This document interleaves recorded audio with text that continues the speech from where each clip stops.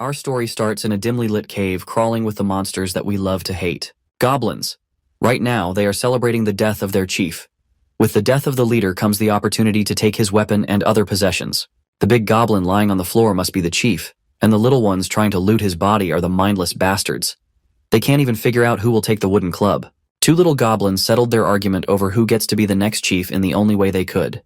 By fighting it out, whoever survives is in the right. If you see goblins fighting, you better close your eyes because they are very brutal. They would scratch, bite, and use every dirty trick in the book while cursing at each other. As for the rest of the goblin lair, they naturally gravitate to the violence. They would form a circle and cheer for the combatants to finish each other off. Among the audience, one goblin remembered that the chief had left some untouched prey deeper in the cave. Now that no one technically owns the prey, they can go and take it for themselves. There is one problem with that plan though. There is a guy guarding the prey quite fiercely. That guy they are talking about is about to return to the prey spot and stand guard. This dude they were talking about was also a goblin, but he's not like the other goblins. In what way, you ask?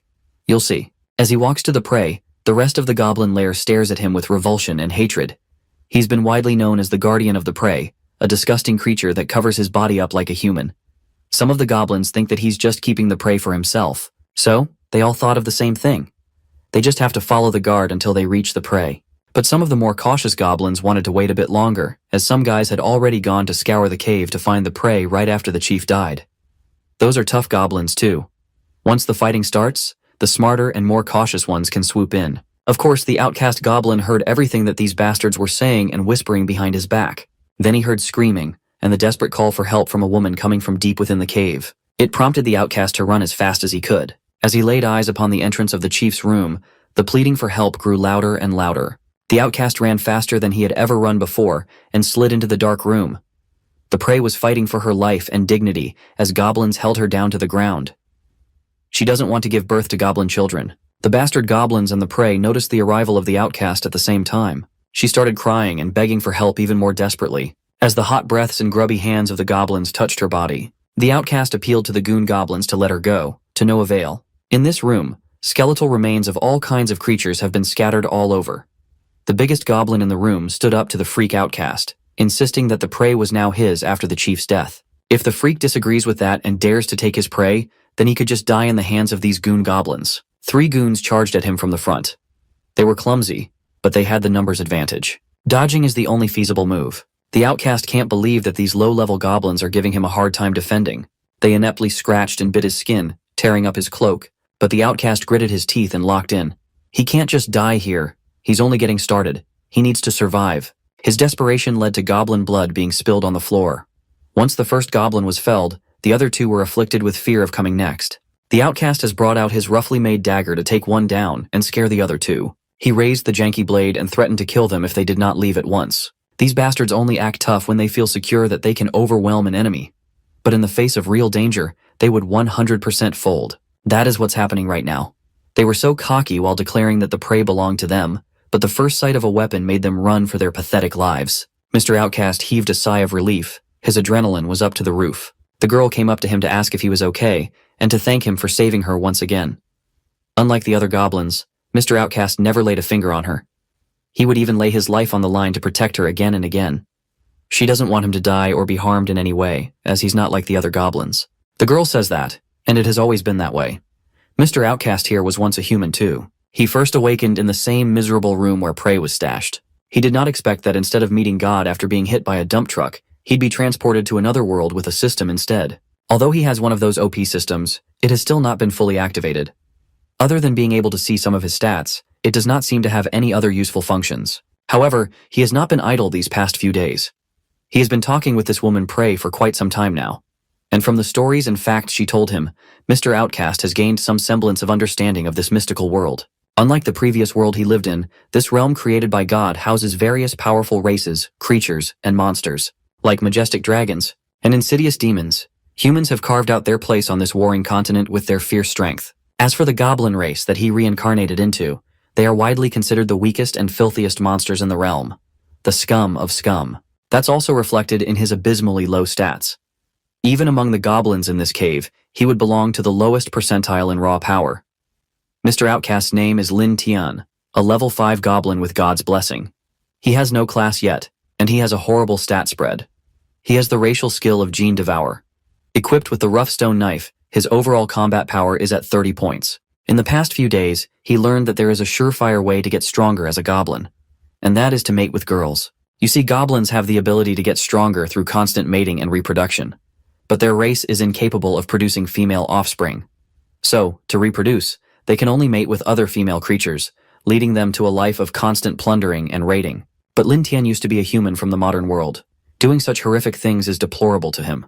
The girl saw him skulking in the corner and told him not to worry, as after spending these days together, she could understand what was going on now.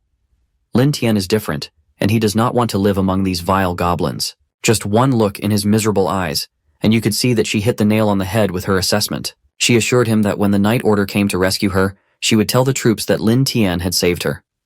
The Night Order is known to be always fair and just. Those guys will definitely let Lin Tian live peacefully in the village. Now that he's thinking about it, that idea does not seem too bad, right? The lady certainly brought up a feasible idea. Even if he can't activate his system, they just need to hold out until the humans find the lair and rescue the girl, putting her under protection.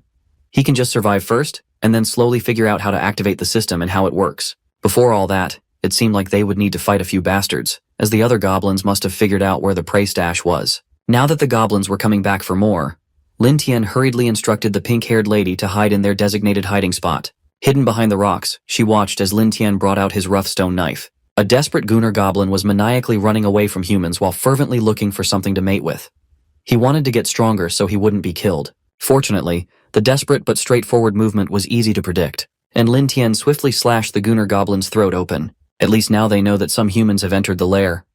Those guys might be here to rescue the lady. She immediately got up and ran towards the cavern's exit, expecting to see the rescue team, the mighty Holy Order. Lin Tian tagged along beside her. Upon reaching the spot where the action was happening, the two watched as a knight wearing heavy armor and a resplendent cloak cut down multiple goblins at once with a sword chi slash. Lin Tian did not know whether to feel fearful or relieved to see such a powerful human. Loader is a level 25 human swordsman with a crap ton of stats. His skills include the sword chi slash, sword dance, and the holy skill, sword return to heaven. Equipped with the judgment sword and platinum armor, his overall combat power is at 400 points. If you compare that with Lin Tian's paltry 30 points, the difference is astounding. This is his first time seeing such high attributes since he was transported to this world. Is this Loader guy really human? The lady did not hesitate to run up to the knight, smiling, waving, and calling him commander. Meanwhile, Lin Tian was looking at the dead goblins strewn all over the place. Then he lifted his gaze and saw something even more odd and alarming. The knight has raised his judgment sword, seemingly intending to slice the surviving captive.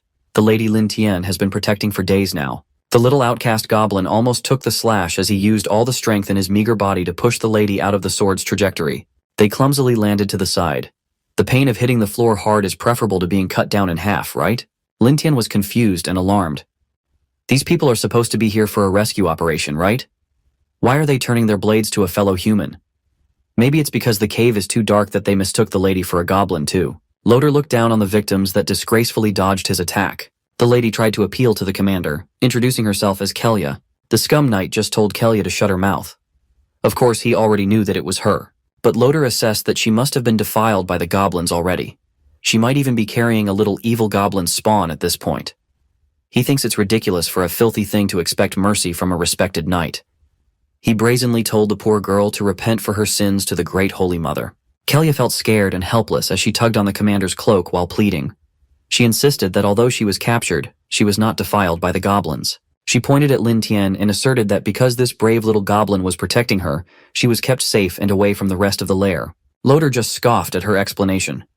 He proclaimed that if she's going to make up stories, at least make ones that are believable. Only a fool would believe that a goblin has a heart. Kelya can just go and meet her end along with these lowly and hateful creatures. Lin Tian can't believe it. Is this really the morality of humans in this world? Something pushed him to move and run. He grabbed Kelya and aimed for the exit at the other side of the cave to get the hell out of this situation. Using a simple wooden club, he intends to clash against Loader's judgment sword in hopes of buying just a little more time. He did not expect this outcome at all, but just as the knight's blade was about to cleave him in half, a mysterious glow shot into the room and lit up the whole spot. An angelic voice told Loader to wait up, and the knight complied, stopping his attacks and falling silent. Meanwhile, Lin Tian has been encased by a golden light sphere of protection. A blonde woman wearing a holy veil and controlling the golden magic while surrounded by heavily armored soldiers, thinks that there is something strange about Lin Tian. Kelya called the angelic woman the Holy Maiden. She crawled towards Holy Maiden with hope in her eyes. The Holy Maiden accepted her with open arms and lifted Kelya off the ground. She handed Kelya to Commander Loder to the side and turned her attention to the goblin encased in her golden magic. She asked if he could understand her words. As far as Lin Tian knows, this woman is the Holy Maiden Ephraia, the spokesperson of the temple Kelya has told him about. If he wants to leave this place, she might be the only hope. Lin Tian stood up and confirmed the identity of the Holy Maiden. He asserted that he was not a monster of this world, and he used to be human. He just became a goblin because of a bizarre accident. He can explain everything in detail if the Holy Order would just take him along with them. Loder had to admit that the little guy did seem a lot smarter than those goblins that he slaughtered. Intelligent goblins are pretty rare. Ephraia added that goblins are usually stupid and lowly creatures that can't speak and think so fluently. With that in mind, this little one might be a gift from the Holy Mother. Holy Maiden gently looked at Kelya and confirmed whether the goblin was harmless or not. The lady vigorously campaigned for Lin Tian, saying that not only did he not hurt her, but he also protected her from the other goblins while providing food for her. Ephraia smiled and decided that since the little one was so special, they could take it back to the town. But they will conduct thorough studies before making a final decision. She stared down Lin Tian and asked if he would be okay with that arrangement. With no other choice, he trusted Holy Maiden, who is known to be a kind and empathetic figure. He agreed to tag along with the Holy Order. He was just relieved that he finally met someone who was willing to listen to reason. Staying in this lair only means death. He might as well go to a human town and prove his innocence. Ephraia raised her hand and made a bizarre gesture. That slight movement dissolved the golden defensive sphere holding Lin Tian. She turned around and ordered everyone out of the cave. Lin Tian came up to Ephraia to thank her for her kindness, promising to properly repay her soon. A twisted, smug smile appeared on the Holy Maiden's face. Lin Tian heard the sound of a blade penetrating through skin and flesh. He smelled human blood, suddenly painting the floor. Loder has stabbed Kelya in the stomach. The moment Lin Tian turned around to see what was happening, he was greeted by the sight of the lady who survived, and held on to the hope of rescue, falling to the ground in the hands of her fellow humans. Loder even stabbed her in the stomach, as he must have thought that Kelya was carrying a goblin offspring. Lin Tian was speechless, frozen in place at the utter horror of humanity's ugly side. Then he heard Ephraya's angelic voice as she demanded that Lin Tian repay her well the moment they got back to the town. He'd never heard something more demonic in his life. 1 week later, we find ourselves under the clear blue sky of a peaceful town. The plaza bell rang, demanding the attention of the townsfolk. In the town square, a stage has been set up by the Holy Order as Commander Loder gives an impassioned speech to the villagers, the children of God. He emphasized the great harm that the previous goblin raid had brought to the peaceful Bright Town. The goblins used despicable, sneaky attacks to slaughter 30 residents of Bright Town, an unforgivable challenge to the authority of the Holy Order. Hearing this made the townsfolk relive the helplessness and anger they felt for the damned goblins. They demanded blood for blood and an eye for an eye. Humans and goblins are mortal enemies. Loder continued that the Holy Order, on behalf of the temple, has purged these hateful goblins, successfully avenging the fallen villagers. The Holy Maiden stepped forward and called to the people to continue praying and devoutly offering themselves to the temple. With her angelic presence, she grazed the townsfolk with a symbol of hope and purity, as she promised that the temple would always protect her devout followers. The townsfolk ate this act up as they chanted celebratory shouts to the knights in the temple. Meanwhile, in the Holy Maiden's quarters, the atmosphere was drab and dark, seemingly ill-fitting of her status and what she represents. Looking at an esoteric text containing some iffy diagrams and magical scripts, she heaved a sigh of relief that today's sermon was a massive success. As always, the people are as foolish as ever. While holding a red vial of liquid, Ephraia, in her casual wear, was pleased that the townsfolk would pray even more devoutly to the temple and, in turn, offer more tributes to her cause. She was not just talking to herself, as someone had been locked up in her quarters for a whole week now. Hearing her captive's voice soured her otherwise successful propagandistic venture earlier. Lin Tian has been bound, gagged with a metal mask, tortured in every way possible, had his left eye gouged out, and suffered the most inhumane treatment possible. Hanged in the wall, his bloodshot eyes shot daggers to the damn witch that put him through hell on earth. Ephraia looked at him with indifference. The goblin still holding on for dear life was a testament to his strong vitality. It is no wonder why the temple can't seem to eradicate these pesky goblins from the continent. Since she has some free time right now, maybe it's time to see how poison affects goblins. Hearing her spout all these vile things with her angelic voice made Lin Tian sick to his stomach. He yelled out with all the anger stewing inside. Ephraia deceived him just like how she's deceiving everyone in Bright Town. She even had Kelya killed, an innocent survivor. This is what the so-called Holy Order does.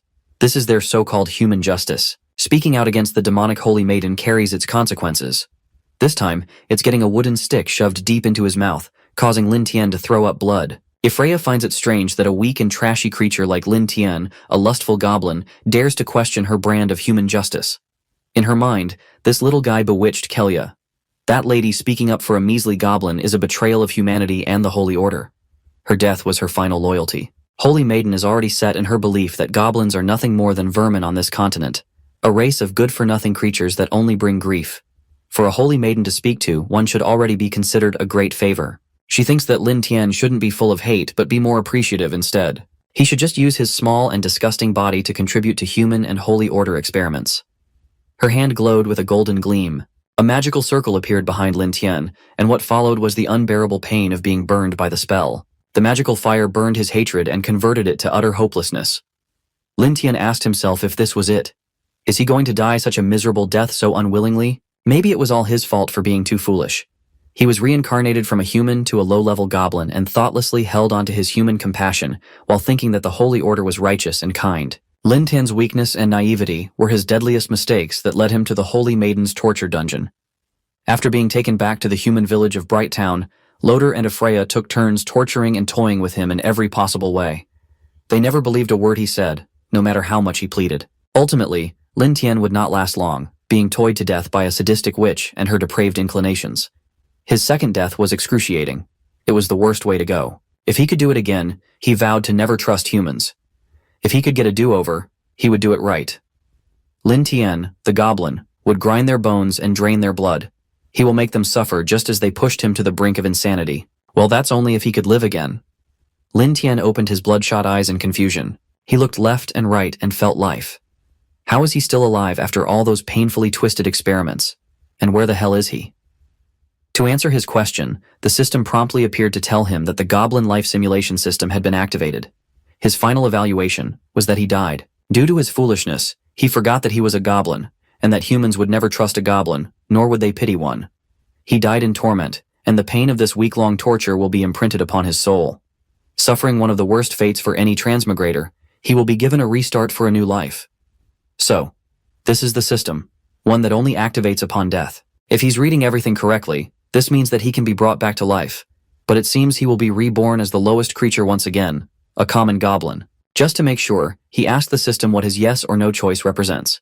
It promptly answered back that if he chooses no, his soul will dissipate, a permanent death. If he chooses yes, he will retain his current memory and system, sending him back to the goblin cave a week before his death. All these parameters might seem a little confusing at first, but he eventually got it. With a twisted smile, Lin Tian reckons that this is the universe's way of giving him another shot for revenge. He must pay back every sick and twisted thing that Loder and Freya did to him. Without hesitation, he chose the option to go back in time and change his decisions. The only thing fueling him was a sick desire for vengeance. From now on, his Goblin Life 2.0 will begin. No more Mr. Nice Guy. The void surrounding him dissipated into a digital mess as the process of transferring his body to the Goblin Cave commences. When the process was done, he was given a little something to help him survive a bit longer in this second iteration. The system has slightly strengthened him. Lin Tian looked at his hands and felt a little lighter and more robust.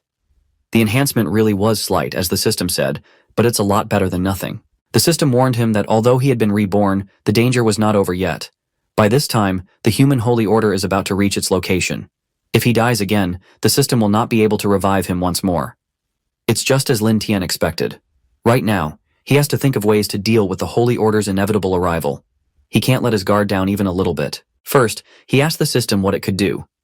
Well, the system is called the Goblin Life Simulation System. It enables him to simulate his life to foresee future events. Every choice he makes will lead to different outcomes. Each simulation goes on for 24 hours. At the end of that, he will earn points that can be exchanged for items. Seeing the future through simulations is nothing to scoff at. Lin Tian reckons that he can certainly work with this. He opened the prompt and quickly started his first life simulation. The current scenario is a mission to escape the Goblin Cave. With Holy Knight Loder discovering the Goblin Lair, Lin Tian needs to make the following choices. The first option is to warn his fellow goblins and unite to face Loder, Freya, and their men. This would yield 10 points. The second option is to abandon the other goblins and escape before everyone gets wiped out. This would yield 5 points. The third and final option is to hide in the cave and just pray that Loder and the Holy Order don't find him.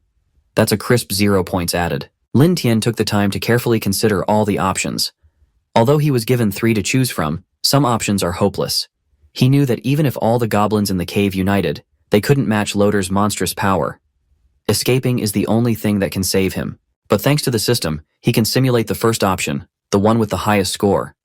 If he can exchange those points for a weapon, he might be able to defeat them with a sneak attack. Just as he thought, the simulation ended with his death. He would be able to successfully lead the goblins in a desperate battle against Holy Knight Loader, but the large gap in strength would get every goblin wiped out.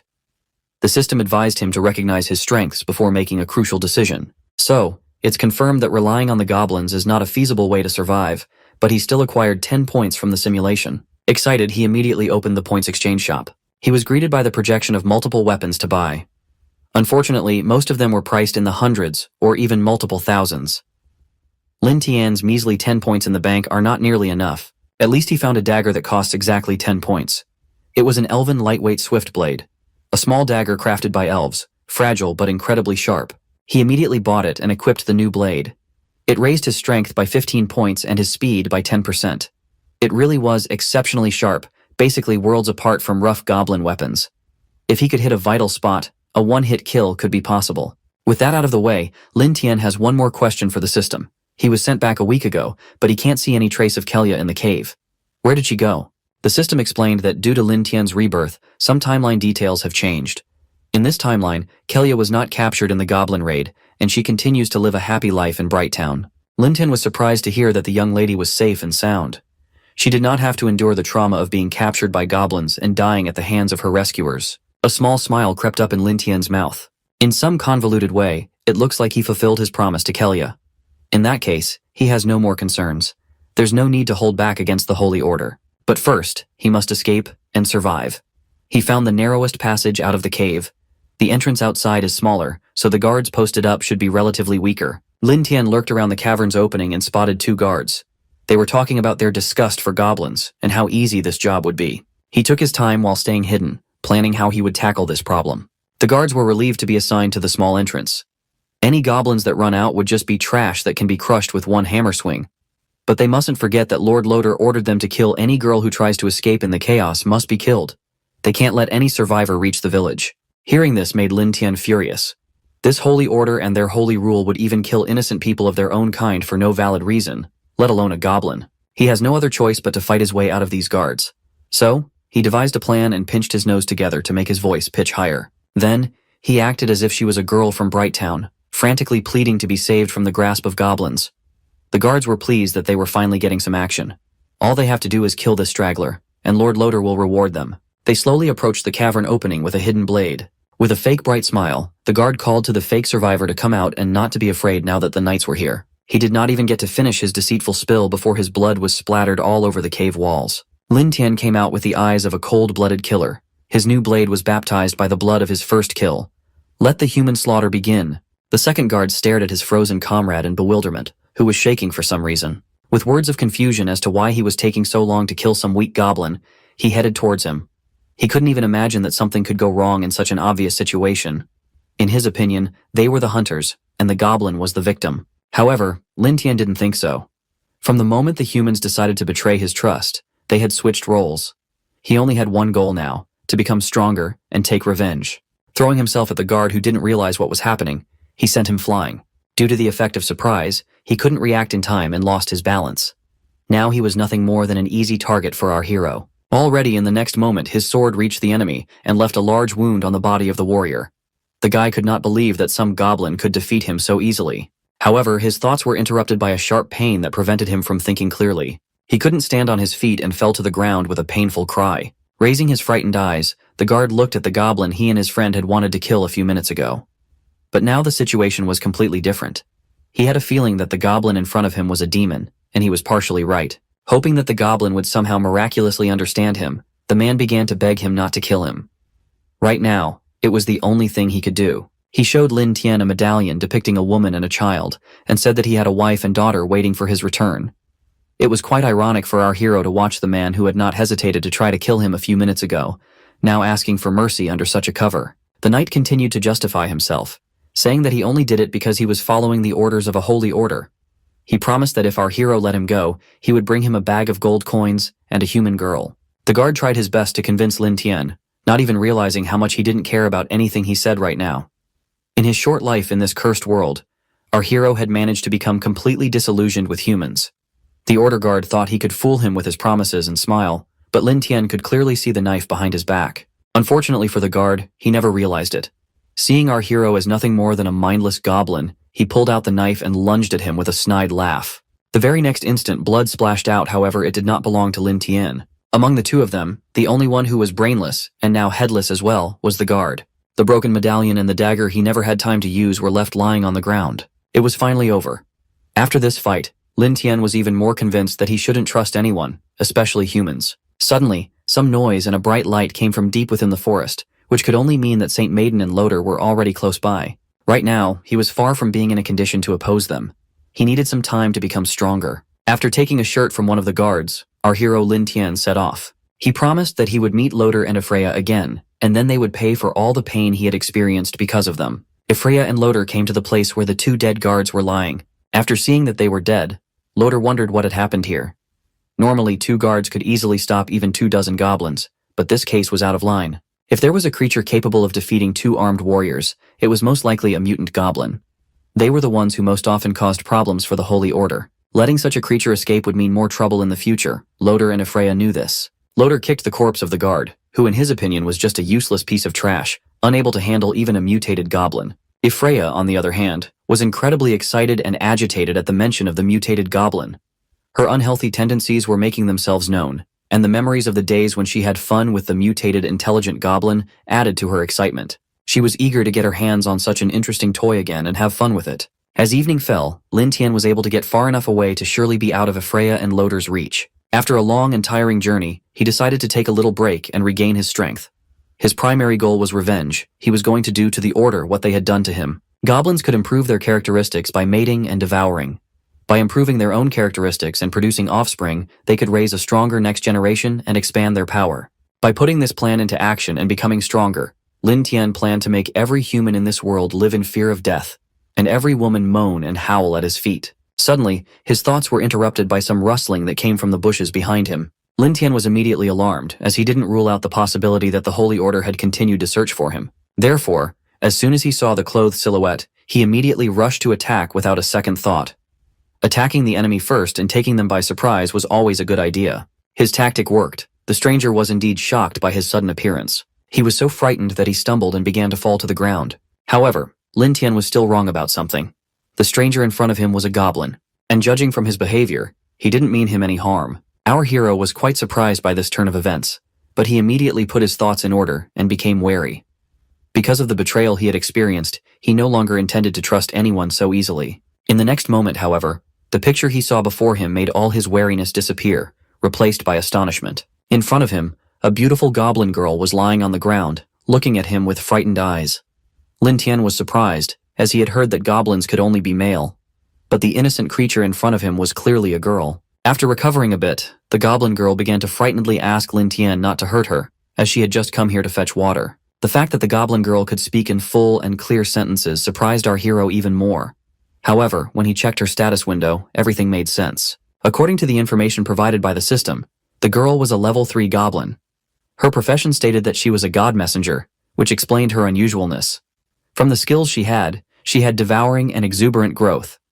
But what caught Lin Tian's attention the most was the information that if a male goblin teamed up with a female goblin, then the male goblin would become a legendary goblin god. This information made our hero think becoming a goblin god meant becoming very strong, and this was just what was needed. He didn't want to miss such a good chance. Seeing Lin Tian's gaze, the frightened goblin girl saw it as a danger and started begging him again to let her go. She told him that if she didn't bring water to the village, the tribe leader would beat her to death. Realizing his mistake, Lin Tian apologized and tried to calm the girl down. He gently stroked her shoulder and said that he wouldn't hurt her. He couldn't let her cry as it might attract unnecessary attention. The best solution was to settle the misunderstanding that had arisen. Fortunately, the girl had indeed calmed down and no longer looked so frightened. Crawling over to Lin Tian, she excitedly asked if he could talk too, to which he nodded affirmatively.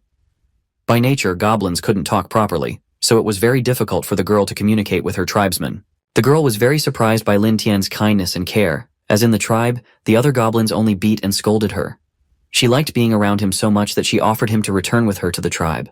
After hearing about the tribe, Lin Tian started asking her about it. Since he still wasn't sure if he could escape the chase from the Holy Order, the best solution was to lay low and wait in some goblin village where he would be like the others. Such a sudden change in our hero's demeanor confused the girl a bit. But after looking at Lin Tian with her charming eyes, she still agreed to take him to the village. A sly smile appeared on our hero's face.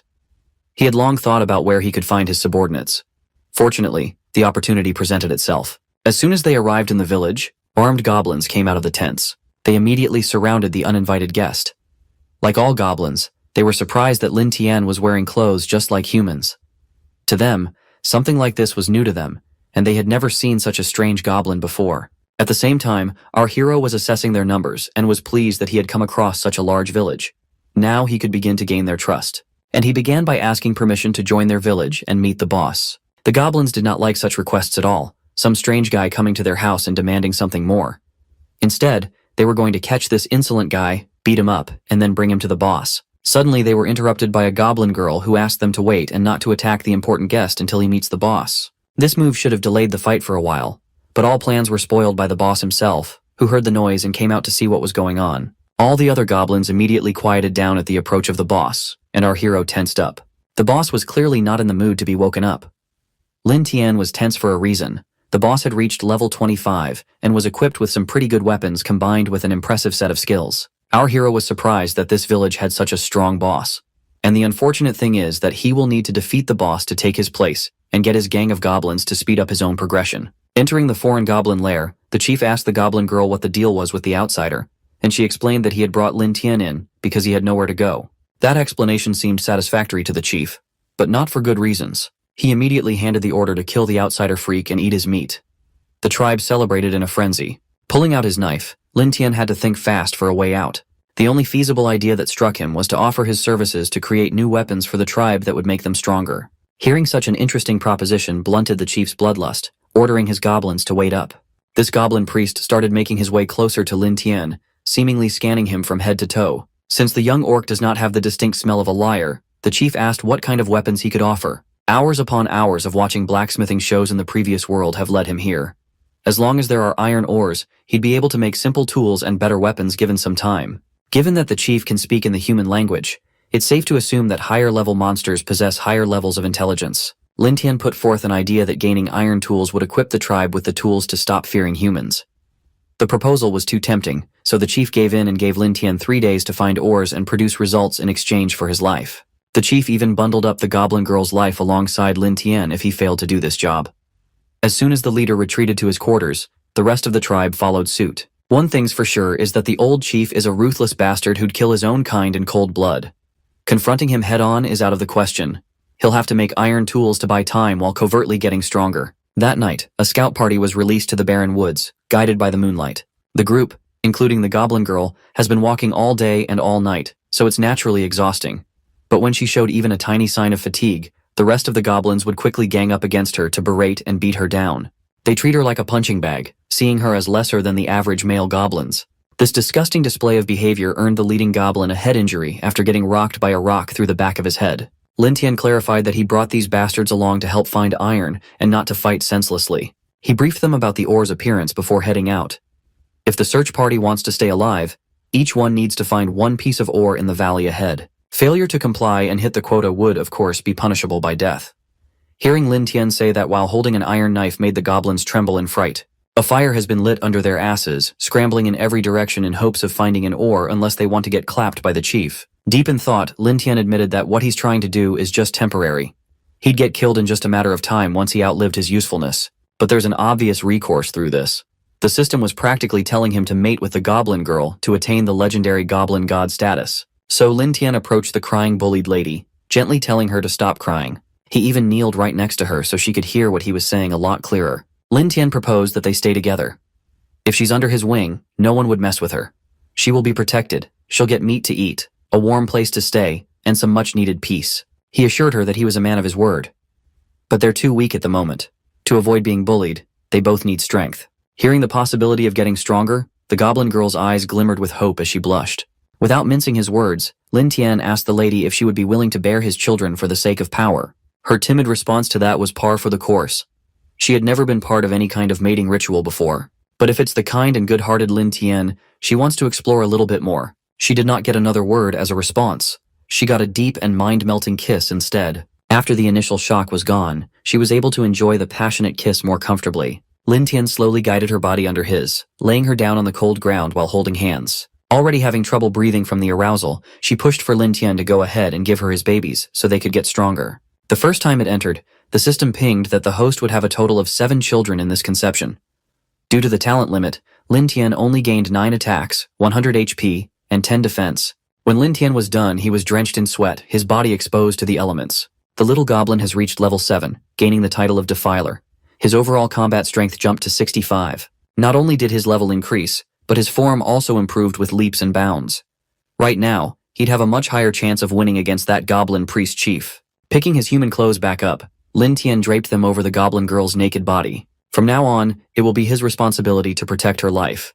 She was just happy that a fellow goblin was being nice to her. But their romantic evening was interrupted by some hurried voice asking for help in a panic. It turned out to be one of the bastard goblins who accidentally bumped into a menacing demon wolf in the process of gathering ores. Lin Tian's eyes locked in on the iron ores. That's what they need. But the fool who got it brought back some trouble for the rest. Unsheathing his blade, he sharply stared at the incoming giant wolf while the goblin girl worried. The poor goblin that did not know any better taunted a brutal beast and was now about to pay the price. Fortunately, Lin Tian became strong and fast enough to deal with some severe damage as he stuck his blade on the wolf's neck. It was a 1-hit, 1-kill, and the fleeing goblin was speechless. Walking up to the ore-holding little shit, Lin Tian increased the intimidation in his voice to pressure the goblin to hand the material over. Of course, the little guy had no other choice but to comply in utter terror. Appraising the ore, Lin Tian guaranteed its high quality. If they could find some more, making potent weapons would be easy peasy. The next morning, a trail of smoke from the fire from the goblin camp could be seen over the forest. Lin Tian had just finished processing the obtained iron ore into a spearhead, and was now showing off the result of his work to the surprised goblins. The iron spearhead easily pierced through the skin and skull of the demonic wolf killed last night. Stone and bone materials would never have been able to achieve such a result. Even the goblin boss was surprised by the weapon made by our hero, and was even speechless by this. Lin Tian pulled out the spear from the wolf's head, and with a smile, explained to the goblins that this iron spear was something he had made himself from iron ore. The goblin that Lin Tian had saved last night immediately ran forward to confirm that he was not lying, and that he had indeed killed the wolf last night and made this weapon himself. The goblin chief immediately desired to obtain the same spear. Lin Tian used this moment to raise the spear to the sky and attract the attention of all the goblins. Once all the goblins were staring dreamily at the desired weapon, he asked if they all wanted the same spear. Of course they did, and immediately asked him to make them one too. The goblins looked at the spear as if mesmerized, with open mouths and drooling. To them, an ordinary iron spear was like a legendary item.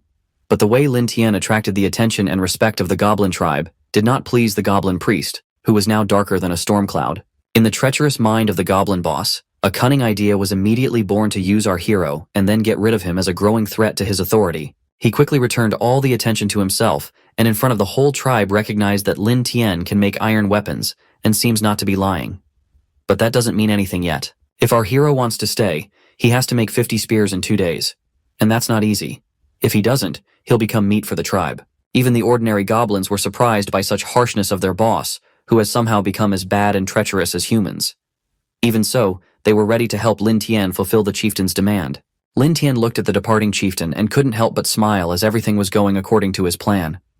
The fact that the chieftain didn't kill him immediately was his key mistake. Now this idiot wouldn't be able to do anything. 2 days passed, and the day of delivery of the spears came. To everyone's joy and the chief's unhappy surprise, Lin Tian managed to do everything and threw a full basket of iron-tipped spears on the ground. All the goblins nearby danced with joy when Lin Tian informed the chieftain that he had brought what he had asked for. The goblin priest started smiling like crazy, and even pretended to congratulate our hero for completing the task. A few minutes later, all the goblins in the camp received an iron spear each, and it was time for the feast. The goblins lit a bonfire, and the chief invited everyone to celebrate Lin Tian joining their tribe, while allowing everyone to eat meat at their pleasure in honor of such an event. When the fire began to die down a little and there were enough coals, they roasted a fat, freshly caught boar, and the first biggest piece was left especially for Lin Tian. The goblin girl personally gave him this gift, as this sacrificial boar was left especially for him. Lin Tian hadn't eaten delicious meat for a long time, so he greedily began to eat.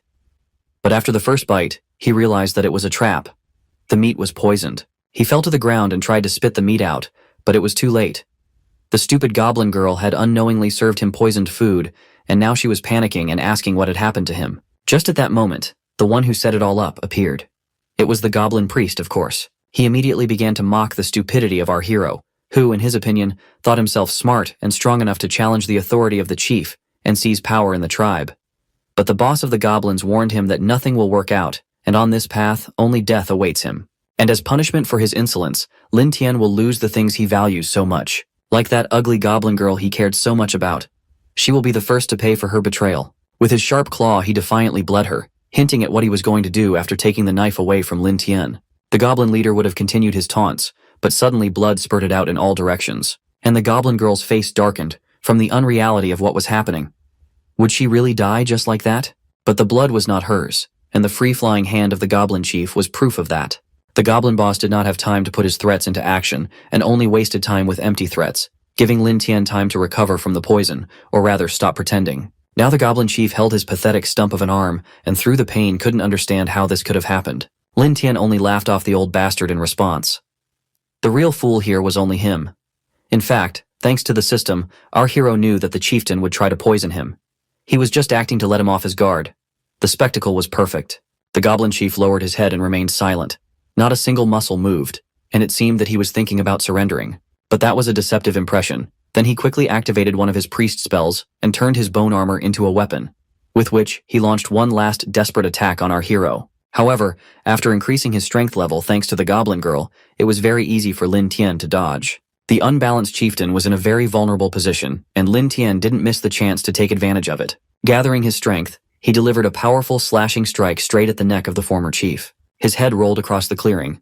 The other goblins were now staring at Lin Tian in horror, afraid of repeating their leader's fate. But killing them was not in our hero's plans at all. Walking to the center of the village, Lin Tian loudly announced that from today, he was the new boss, and he himself would lead the goblins forward, onward to glory and wealth, to attack humans and elves. Now there will always be plenty of meat and girls, and no one will ever underestimate the goblins and stand in their way again. Hearing this, the whole tribe of goblins began to lose their minds with joy. They raised their hands to the sky and couldn't resist dancing and saying that Lin Tian was the best boss in the world who would lead them to the blissful endless meat. To confirm his promises, Lin Tian pointed to the corpse of the former chief and gave it to the goblins. At first, they fell silent in indecision, but then they rushed forward greedily, tearing even raw meat with their teeth. They were not going to stop, even though this pile of meat had once ruled them. Goblins are simple. The one who has power, has power. Those without power are just fodder. Such cruel creatures our hero was going to use to fulfill his revenge. Now after conquering the tribe of goblins, he was going to capture more female elven captives to raise a stronger generation of goblins. Apart from the goblins themselves, a pair of eyes hidden in the bushes watched this entire show. An elven scout, she had been here since the beginning and had been monitoring the situation in the goblin camp, and what she saw now did not please her at all. Now she was going to report it to the elven village as soon as possible. The female elf named Kasana, who witnessed the whole problem in the goblin tribe, rushes back to the elf tribe to relay the information. She jumps from building top to building top just to reach her destination, as it seems the elves don't know how stairs work. When she gets to the top, one of the elf maidens refers to her as the princess and is glad she's back. The maiden tries to stop her from going inside to see the clan mother because she seems busy, but the princess doesn't listen because she has urgent news to report. The princess pushes the door wide open and starts to tell her dear mother the urgent news she had seen in the eastern enchanted forest. She is shocked that the engagement her mother has is with two hefty elf males who are pleasuring her and putting some grapes in her mouth.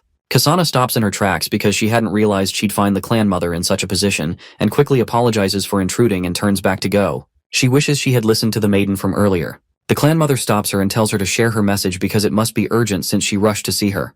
The male elves quickly adjust and stand guard. The princess then relays that she has important information about the goblin tribe in the forest. The clan mother remarks that goblins are weak and filthy low-level monsters, and wonders what could be so important about them. The princess tells her that this morning she found a black-haired red giant bear in the forest that had been gnawed to its bone and there were signs of goblin footprints around it. She mentions that the black-haired giant bear is one of the fiercest creatures in the forest and goblins shouldn't be able to kill such a beast. She tells her she also saw the old chief of the goblin tribe get killed by a young goblin, and she thinks he might have something to do with all this. The clan mother is surprised to hear there's a new chief and mentions that it seems the number of goblins in the forest has recovered quite a bit from when they had last destroyed them. While speaking, she signals to one of her male attendants to come closer, and she places her head and hands on his crotch. The clan mother tells her to take some people to clean up the goblin business, but she orders that she doesn't kill them all, but leave some of them alive. The clan mother explains that the potion made from freshly extracted goblin hearts is an excellent tonic for the male elves in the tribe. It helps their virility, if you know what I mean. The princess just answers with a weak yes, blushing red from the awkwardness of the entire situation. The clan mother proposes that the princess take one of the male elves for the night as a reward for her hard work, and mentions that she can have more if one isn't enough. Talk about thirsty. Kasana quickly rushes away in embarrassment and says she'll go investigate the goblins and will report back if she finds anything. Meanwhile, in the goblin tribe, the lower goblins give Lin some intel about how the elf tribe is structured.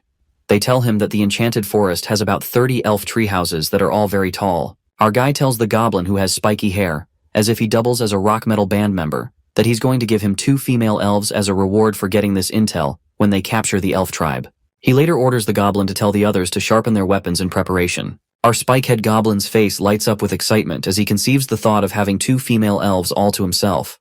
The other goblins just scream out in excitement and say, "Long live the boss." The spikehead goblin swiftly turns around to his assignment of getting the other brothers to prepare their weapons, seeing he has a newly found incentive to devote himself to the job. Lin, who just sits in front of the fireplace where the intel was gathered, calculates the number of elves they'll be up against. He figures that if there are 2 elves per house, they may be up against about 60 of them. Let's not forget about the 10 or so guards, which means there'll be at least 70. Our Lin Tian mentions that since the priest died, he's been busy leading the goblins to the mine, making weapons, and hunting monsters to level up. He goes to the rest of the tribe and tells them they're going to be going for bigger monsters. He tells them starting from today, they'll start hunting for major monsters in the enchanted forest, and the entire tribe screams in excitement. Their first attack is against a dangerous-looking magic boar, and they acquire the skill Giant Fang Attack once they kill it. It seems every successful kill increases the level of all the goblins, and they all acquire the skill from their prey. The second monster is a stone-like monster, and the goblins acquire the skill Stone Skin when they destroy it. Our guy and the lower goblins kill more monsters. One looks like a jaguar, and they acquire the skill Stealth. Another looks like a monkey, and they acquire the skill of Climb. Even Yue helps out with the raids, and it seems she's mastered the art of using the bow and arrow. The goblins also kill a large 2-headed snake, and they acquire the skill Venom Secretion. All this is because the goblins have a secret skill called Devour that allows them to acquire the skills of whoever or whatever they eat. Due to their recent conquests, they've acquired many skills, and their overall skill levels have increased. Our guy checked the stats of one of his goblin soldiers, Spikehead. Spikehead is now level 18, still low level, now a beast slayer, has 231 HP, a strength of 29, and a defense of 40. He has also acquired several skills from every monster they've killed. Our guy realized that the overall combat power of each of the goblins is around 250, which trumps that of the elves, who all have a combat power of 200. He realizes that their tribe's overall strength has surpassed that of the elves, and taking their tribe will be a walk in the park. He checks to ensure that the goblin life simulation system has cooled down from when he last used it and is ready to run again. Just to be sure, he decides to simulate his attack plan to see how things are going to turn out if they attack the tribe with their present capacity, since the elf tribe is a formidable threat. He tells the system to start the simulation, and the system activates the goblin life simulator based on their present situation. A window pops up in front of him and presents the current scenario, which is the night before the raid. The system shows that our guy leads a greatly strengthened goblin army to raid the elf tribe, confident of success. But the elves ambush them and lead the goblin army into a trap, shooting them all down with arrows. Next up, he and Spikehead, his highest-ranking officer, are captured by the elf matriarch and hanged in the enchanted forest as a warning to the goblins to never mess with elves. The end. The system presents its summary by saying our Lin Tian thought it was foolproof, but it was actually under someone else's control. He gets a score of 0 out of 100 and no reward for running a failed simulation. Lin Tian is worried that this is how the simulation ends and wonders what it means when it says it's under someone else's control. He quickly realizes that there's only one explanation for such a paradox and declares to the other goblins that it seems the tribe is being watched by the elves. Our guy focuses hard to tap into the keen sense of hearing and smell goblins have, hoping to detect a trace of the elves around. Moments later, he detects something and tells the other goblins. He quickly runs toward the spot, and he finds Kasana, who is rushing back to the elf tribe along with her men. She tells them that she didn't expect such a big change in a few days and hurries them up so they can return to the tribe to inform the mother of the latest development. While hopping from tree to tree, a couple of arrows soon land on the elf males, and one of them lands on the princess's behind, since Lin Tian needs her alive. They all wince due to the sudden pain from the arrows as they fall to the ground. The male elves seem to have been killed immediately as they were intentionally hit in vital places, but the princess just lies there unable to move. She wonders why she can't use any strength at all. The other goblins don't even listen to her but are just excited to run into a female elf. Kasana, who is now feeling drowsy, wonders if the arrow she was shot with was laced with poison. Our guy walks towards her and tells her he didn't expect to catch her so easily. He tells her she showed up just in time, since they're preparing for their grand finale against the elves, and the princess just lies there in horror. Lin orders the goblins to take them all back to the tribe, and they excitedly oblige. The next morning, the princess, who is fast asleep due to the impact of the sedative used on her, is quickly woken up by the goblin when Lin Tian approaches. They quickly pour water on her, which causes her to wake up. Her clothes look very torn, from being rough-handled by the goblins, and her limbs are tied up.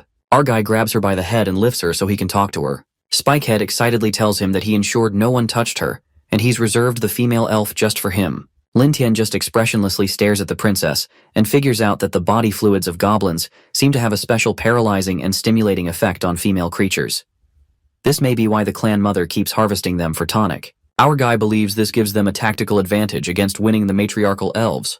Kasana, who is boiling with anger, calls Lin Tian a lowly creature and asks him what gives him the gut to kidnap a princess and dare attack the elves. She tells him he thinks he's so tough, but they would have been annihilated ages ago if not for her mother's kindness. She threatens that her mother won't let them go if they as much as touch a single hair on her head. Lin Tian calls bull and says he doesn't think it's kindness that has kept the goblins alive. He tells her the elves she's talking about, and the ones his subordinates talk about seem to be quite different people since the elves he's heard about are ruthless to goblins. Our guy is certain that though his subordinates are eggheads, they don't lie. He's sure that the elves could have completely wiped out all the goblins in the forest, but the sheer number of goblins living in the forest can't just be out of kindness. An odd realization hits the princess, and she wonders why the clan mother ordered her to keep a few of them alive. Maybe she just wanted some of that good tonic. Lin Tian feels that the story doesn't add up, but he believes he'll get to the bottom of it when he leads the tribe to take the elf tribe that night. Our guy orders the captains to go devour the other 2 dead elves, while he deals with the princess, so the goblins gladly rush to go do their business. Lin focuses his gaze on Kasana, and it seems he has other plans for her. She suddenly realizes what his plans are, and she screams out that he should even dare to do it. Lin Tian starts to feel sympathetic, so he doesn't psyche. He forces himself on her, and the system congratulates him for reaching a level cap of plus 30. The system declares that since his aptitude has reached its maximum level, it has been converted to plus 150 HP, plus 110 defense, and plus 110 strength. He also acquired the elf skills Stealth and Night Vision. Meanwhile, in the elf tribe, one of the male elves declares to the Holy Mother that he can't continue anymore. She decides to let him go for the day, especially because the potion they have has already finished. She tells him it's so heartbreaking that the potion has finished. She wishes she had known because she would have captured more goblins the last time they went hunting. 3 elf men lie helpless on her bed, and they look like their life force has been taken out of them. One of the elf guards comes into the room, and the clan mother asks her if Kasana isn't back yet. He tells her that the princess left quite a while back and hasn't returned. He suggests they send out some men to go check on the princess, and mentions that it would be a good chance to kill some goblins and level up their warriors. The clan mother agrees, especially since more goblins mean more potions for her. While they're talking, they both hear a shrewd voice from outside that tells them that the princess won't be coming back tonight. The male guard quickly grabs his sword and swings into action, inquiring to know who made the statement. Our guy, who has acquired night vision, shoots several laced arrows from the dark at the male elves and the clan mother. The guard is easily taken out, and all his sword wielding is for nothing. The clan mother, on the other hand, easily catches the arrow and is surprised to see the Lin Tian along with an army of goblins. Our guy tells her that the princess is in his custody and will soon be having his little goblin babies. With a sly smile on his face, he tells her they're going to be family now, and she'll be his mother-in-law. The clan mother quickly grabs a nearby sword and demands to know what he has done to her beautiful daughter. Our guy tells her to take a guess, still having that smug look on his face. The clan mother rushes at him out of rage and threatens to kill him, but she simply trips beside him as he dodges her attack. He tells her that her tribe has been besieged and asks her to surrender obediently so he can consider treating her well. The clan mother, who is now on the ground, wonders why she suddenly collapsed. The Lin Tian tells her that the arrow he shot at her is laced with bodily fluids from goblins, which suddenly paralyzes female elves who come in contact with it, even though she has caught the arrow. The clan mother curses in anger, realizing she's been bested. Lin tells her he overheard her and her subordinates talking about upgrading their warriors and stimulating potions, so he comes to the conclusion that it's true that the elves have been using goblins this way. He jokes that he's sure they never expected the goblins to come back to settle the score. As Lin Tian lifts her chin using his knife, the clan mother wonders if this is the new goblin leader the princess was talking about. While they're talking, they overhear the shouts of soldiers screaming, "Kill them," from outside, and several shouts for help. The clan mother wonders what all the raucous is about, so our guy takes her to the window to have a better look. By the window, he tells her it's time they talk about her cooperating if she doesn't want things to get worse. The clan mother watches the goblins stab the male elves with spears, and she watches them cry out to her to save them, as the female elves beg her not to let the goblins take them away. For a big-mouthed race, they sure know how to cry when in trouble. The clan mother angrily demands to know what he's done to her tribe, as if the view he just gave her wasn't enough. She's still in shock that the goblins can easily overpower a higher race like the elves. Lin Tian just tells her that the goblins are stronger than every elf in their race, so they don't have the power to resist. He explains that the elves slaughtered the goblins when they had the power, so it's just necessary that the goblins reciprocate the favor when they get stronger. He advises her to just face reality so he doesn't have to kill her, because to create stronger goblin warriors, he needs them alive. He also informs her that their fate after they help them achieve their cause of giving birth to stronger seeds depends on how well she behaves as a tribe's leader. The Holy Mother watches as the goblins stab the rest of the elf men, and as they capture the other elf women. Many thoughts go through her mind since she has a hard decision to make. She eventually surrenders and tells him she'll do whatever he wants as long as he lets the little children live.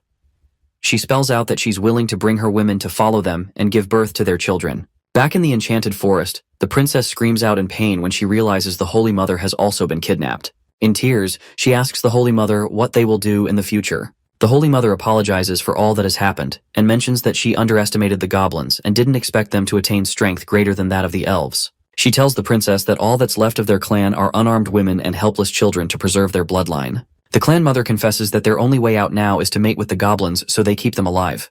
The princess burst out in tears, realizing the gravity of the entire situation.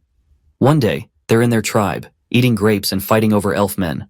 The next, they're in a cage, depending on the goblins to survive. Lin Tian soon comes into their cage and tells them they should all stay inside and wait to give birth. He promises to arrange for their meals every day. He simply warns them not to try anything stupid, so they don't have to blame him for being ruthless and killing them all. The Holy Mother simply tells him she understands. A mother's gotta do what a mother's gotta do. She makes one request though, and asks if she can take care of their children since they're hers. Nearby, Goblin Yue is seen taking care of the little elf children that the warriors captured, along with the little goblin children she had for Lin Tian. Our guy wonders if the reason she keeps making requests and doing things because of her children is because of the elf attribute, boundless maternal love. While he's thinking, Yue breaks his line of thought and tells him that she can't take care of all the kids by herself. So, Lin Tian decides to let the Holy Mother join Yue to take care of the rest of the children. Lin Tian decides that the little elf children are also important since they can add significant strength to their tribe when they grow up. I just hope that isn't a code word for the fact that they'll mate with them, because that's just sick. Our guy decides to take a look at his stats after mating with the Holy Mother. The system window pops up again, congratulating him for gaining a qualification boost, which will be converted to 200 HP, 30 strength, and 30 defense. That's a lot of improvement. Lin Tian wonders if his qualification has been unlocked to the highest level since all his acquired values just get converted to attributes these days. He smiles slyly as he realizes that all he has to do to continue to increase his strength is to continue to mate with stronger individuals and make them give birth to his seed. He realizes that his current strength is already enough to crush Loader, but he decides to hold out until the elves give birth, and then find an opportunity to deal with him. Half a month later, we hear the noise of little goblin babies crying as the elf women give birth. One of the elf women screams in horror as the goblin child she gave birth to crawls towards her. She screams out, questioning if this is truly her child, and begs that they take it away from her. She tells them it's terrifying, and she doesn't want to have it. Poor goblin baby. Having abandonment issues at a tender age. That's going to be a lot of money at goblin therapy. Hard life for a goblin, I guess. Nearby, Lin Tian asks Yue how many newborns they have so far, and she tells him they have about 40 or 30. Meanwhile, the princess screams out due to the pain of childbirth. She gushes out tears and seems to be in more pain than the rest of the elf women, which startles Lin Tian. The Holy Mother, who is breastfeeding her goblin baby, right next to her, tries to tell Kasana not to give up and asks her to keep pushing. Kasana, who is already tired of pushing, tells the Holy Mother she can no longer push. When Lin Tian and Yue come closer, the Holy Mother asks them to save her because it's her first time giving birth, and she seems to be on the brink of death. Lin Tian simply walks past her and tells Yue to spread the princess's legs. The Holy Mother asks him if he knows how to do this, surprised at how fast he swung into action. He tells her he knows a bit and proceeds to help the princess. Princess Kasana tells him she doesn't want him to help her, but he tells her to shut up and comply because they're also his children. Moments later, Lin, who probably must have had some medical experience in his past life, successfully delivers the baby. Yue tells him he's amazing and commends him for saving her. She's a perfect example of a supporting wife. She commends him for delivering another woman whom he impregnated. Lin Tian tells her it's not a big deal like men always do, but I'm sure he secretly cherishes the commendation. The princess just lies there paralyzed, as it seems she is carrying up to 3 goblin babies. While they all talk, they hear a loud scream from one of the elf women, telling a goblin, who is trying to have his way with her, to let her go. The goblins ignore her scream, and they just try to have their way with her again, right after she had just given birth. The woman keeps fighting, unwilling to give in. The struggle is interrupted when one of the goblins sustains a knife cut, which happens to be from our guy. The goblins move away in fear, and our guy reminds them that he had told them to leave the elf women alone until they're fully rested and have recovered before they make them breed. With a menacing look on his face, he tells them that whoever disobeys the order again will face the consequence of death, so the goblins bow down in submission. Lin Tian tells them that from now on, each elf must be given an extra portion of fruit, and the lower goblins affirm his orders. The Holy Mother, who had been watching the whole thing, remarks to Lin Tian that he really is different from the ordinary goblins. He simply tells her that it's the proper thing to do, as long as they behave themselves. Later, Lin Tian decides to simulate the system to see how things will play out over time. The system window pops up and tells him that the current situation is that he has conquered the elf tribe and impregnated all the female elves. Because of this, the female elves will give birth to goblins with stronger attributes than the average goblin. Seeing that the tribe is about to expand, the computer mentions that Lin Tian will decide to seek revenge on Loader. He will infiltrate Brighttown alone and successfully locate the whereabouts of the Blade Hero group that Loader is leading. The system gives him 3 options with 3 different points. The first option is to take action himself and attempt to kill Loader and the other, which has a rating of plus 150 points. The second option is to lead the goblins to seek revenge and massacre Brighttown, which has a rating of plus 30. The third option is to wait and see because he feels the timing is not right and he'd like to observe a while longer. This has a rating of plus 10. Lin Tian goes through the options and wonders how they were able to find them so quickly. He realizes that his present strength is higher than that of Loader, but his companion's strengths should not be underestimated. Based on the fact that he's strong enough to easily kill Loader, he decides to select option 1, which is to attack Loader on his own. The system quickly simulates his option and tells him he finally attacks Loader when he is alone. But, at the point of almost killing Loader, his master, the Sword Saint of the human race, named the Sword Saintess, appears. The Sword Saintess saves Loader, and he dies tragically under her sword. Soon after this, Loader and his group return to the capital and are never seen again. The system presents its summary, that there will be no chance to escape if he goes through that route, and tells him to be careful. The system rewards him with 30 points for choosing that route, and explains that the simulation will take 9 days in real life. Lin Tian is surprised to learn of the Sword Saintess's appearance. He wonders why such a powerful figure would appear in a place as small as Brighttown. He also realizes that he didn't expect Loader and his men to leave Brighttown. If they're going to be leaving soon, it's going to be difficult to find them again, so he decides he has to make his move quickly. Lin Tian looks over his shoulder and sees Yue giving the Holy Mother some apples. While watching, he gets a brilliant idea, so he decides to give it a try. He quickly walks to Goblin Yue and tells her that he needs to go into human territory for a few days. He tells her that the tribe's warriors listen to her the most after him, so he tells her to take over while he's away. Yue just exclaims, struck by the sudden news. The Holy Mother, on the other hand, asks him if he's crazy, because it's certain that he'll be hunted and killed if he's ever discovered in human territory. He tells her that he knows, but he has a grudge against the human, so he has to seek revenge. A man's gotta do what a man's gotta do, even though it means his death. The Holy Mother tells him to wait and not be reckless. She tells him she can cast a stealth spell on him so he can't be detected by the humans, which makes Lin Tian slyly smile like he always does. It seems this was his plan all along, as he thinks to himself that this was exactly what he was waiting for her to say. He jokingly tells her that he didn't expect her to care about his safety, but she tells him that she's only afraid that the goblins will be more cruel to them if he dies. She casts the spell on him and tells him her children are all here, and their only chance of survival is if he returns alive. After the spell is cast, Lin Tian walks away towards the human kingdom. He thinks to himself that the Holy Mother really knows how to survive. Yue, who is now the leader of the tribe, simply screams out to him, telling him she'll take care of the tribe for him. Lin Tian waves at them one last time and tells them he'll see them later and he'll be back soon. Activities at Brighttown seem to be going on as usual, as the people go about their jolly business. They're soon interrupted by a couple of guards who go around for inspection. The guards look around meticulously for anything out of the ordinary. In a nearby dark alley, someone seems to watch them closely. That someone happens to be our MC, who looks angry by the number of patrol teams he keeps running into. He wonders why the town's security has suddenly become so strict. He wonders if this is because the Sword Saintess has already arrived, and hopes that is not the case. He is unsure of that because he's been gathering intel all day and no one has said anything about the Sword Saintess being around. Yet, the amount of security is alarming, which seems strange to him. As he walks through the town, he walks into an intersection and runs into a group that intrigues him. The group of people happen to be a team of adventurers that are ranking in Brighttown. The men in the group just chat with one another, totally oblivious to his presence.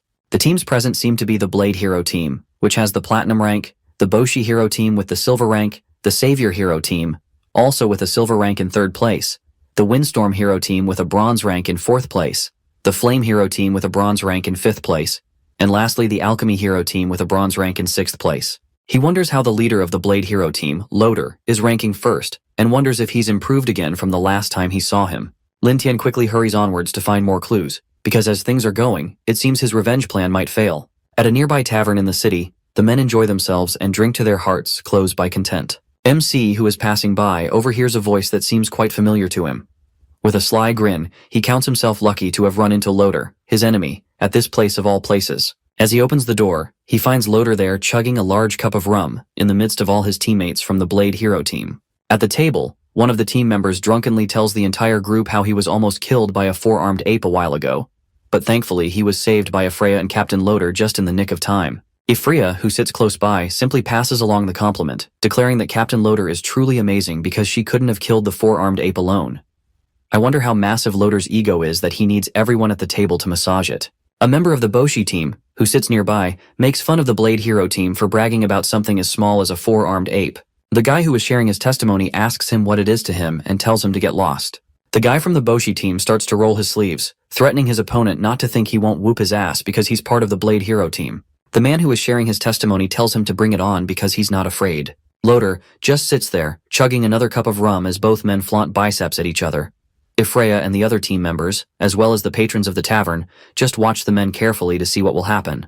The tavern owner, who is indifferent about their shouting, simply informs them that the dragons on Dragon Island have entered their breeding season and have been kidnapping both livestock and their shepherds. He tells them not to cause trouble in the tavern, but to go slay the dragons if they feel they have some skills. MC, who sits nearby, watches the entire situation while he sips his rum and is startled to hear about dragons. The tavern owner continues his narration and says if the dragons attack Brighttown and the capital doesn't send reinforcements in time, the adventurers in town won't be able to fend off the dragon horde's attack.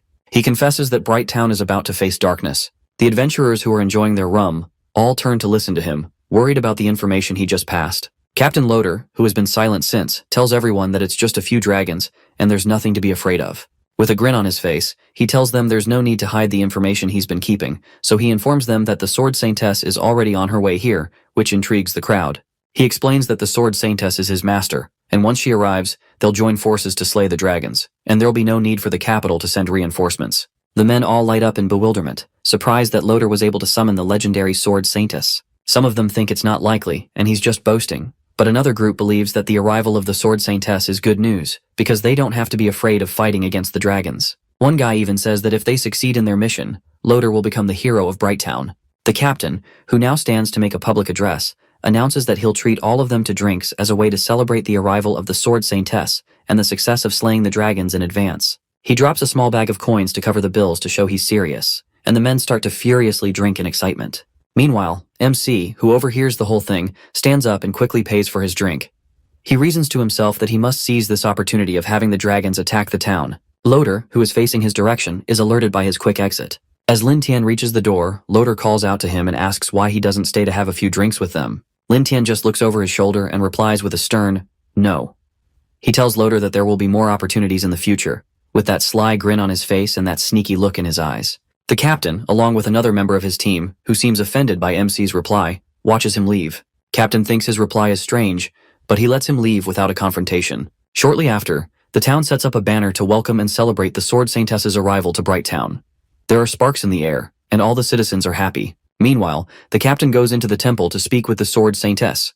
He calls her master and bows down in submission as he informs her that the dragons have been lingering around these days and are getting closer to the town. He adds that no one dares to let their animals go out to graze now, so it seems like the dragons might attack Brighttown soon. The Sword Saintess, who looks elegant in her armor, just asks him how the task she gave him is coming along. He tells her that the 10 dragon-slaying crossbows have been made according to the blueprints she provided and are being deployed at various high points around the town. She tells him to ensure they're stationed appropriately, otherwise none of them will be able to help when the dragons come, which will be a disgrace to her. Soon after, the Sword Saint goes out to address the people. Among the people, several people chatter about how noble she looks. One of the men wonders what kind of man could ever win her over, but another man tells him not to think about it, because not even the emperor would think about making a move on her. While they're talking, dragons attack the town, so the Saintess tells Loader and her men to quickly disperse the men so they can get right to action. Loader, who had just been standing around in shock, quickly affirms her orders and starts to disperse the people so they don't get harmed. One of the dragons grabs a man who helplessly screams for help, while the others run in different directions in a commotion. It's not the dragon's fault for grabbing a man since they've all refused to let their animals graze. On the ground, the Saintess announces that this dragon is a scout dragon. She explains that they only come to scan new territory, and it will attract the entire dragon horde for the real attack. She quickly orders Loader to bring his companions with her to the wall. Meanwhile, one of MC's captains rushes to inform him that the dragons are attacking the town. He also informs Lin Tian that there are many soldiers on the town wall, and asks what they should do. MC, who had already been alerted to the presence of the dragons, just tells him he knows and tells him they'll just stay there and enjoy the show. Behind our guy is the entire goblin army, equipped and ready to fight. They all grin at all the excitement, with their red bulb-like eyes, waiting for their chance. Soon after, the entire dragon horde ambushes the city and comes to ravage it. One of the dragons is shot through by the sword Saintess, with the dragon-slaying crossbow that she had ordered them to design. The tool seems to be effective in killing the dragon, and their chances of saving Brighttown are increased. Captain Loader and Afreya, who are standing nearby, are intrigued by the effectiveness of the weapon. They watch in shock, with their mouths wide open. The sword Saintess asks them if they know how to use the crossbows, and tells them to quickly get stationed at a crossbow and get ready to attack.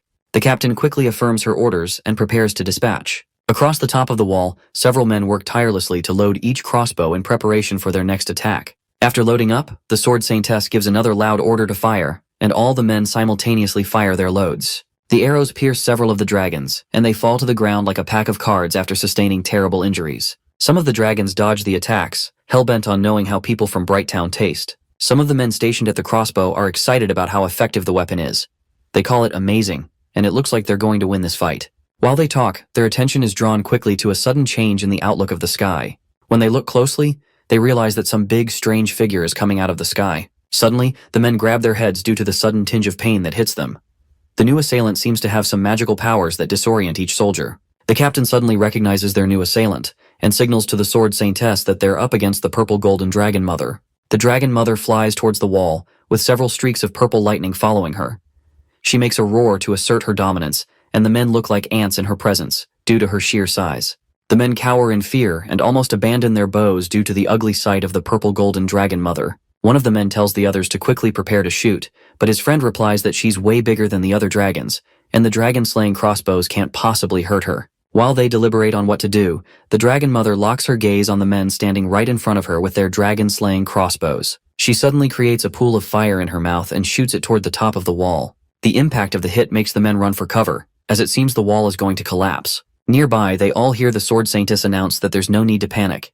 She tells them to leave the dragon mother to her. She tells everyone else to continue to defend the city and sticks her magic sword into the ground using an advanced sword technique. A blue circle emerges with blue radiant power being released, which demonstrates the power of the sword. Suddenly, a blue magic shield appears around the city, which stops the flames coming from the dragon mother from destroying the city.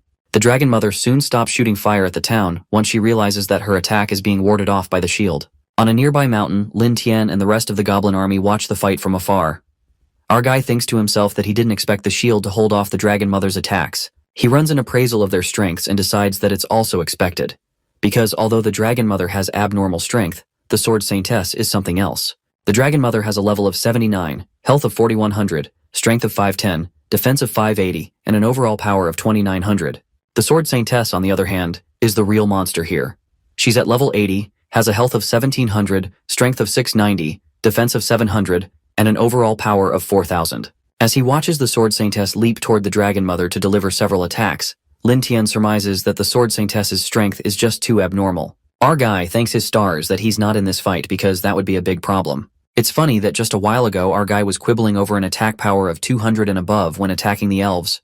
He'll most likely be eviscerated if he steps into this battle. He realizes that the dragon mother is slightly weaker than the Saintess, but it has the advantage of having higher health points. Our guy decides that the sword Saintess can't possibly defeat the dragon mother in a short time. After watching the ongoing battle closely, along with his goblin army, Lin Tian decides that this is the perfect opportunity to take revenge against humanity as planned. He orders his goblin army to proceed into the city as they had planned. He orders that one team create a disturbance, and another team lie in ambush. The goblin army, with red bulb-like eyes and a keen desire for destruction, march towards Brighttown to exact mayhem on the town. Meanwhile, The protective shield that the Sword Saintess had cast only seemed to have lasted long enough to deflect the Dragon Mother's attack. Several homes in the city are currently set on fire by the other dragons, while the Sword Saintess battles the Dragon Mother. Captain Loader exclaims that it's really difficult to deal with the flying dragons.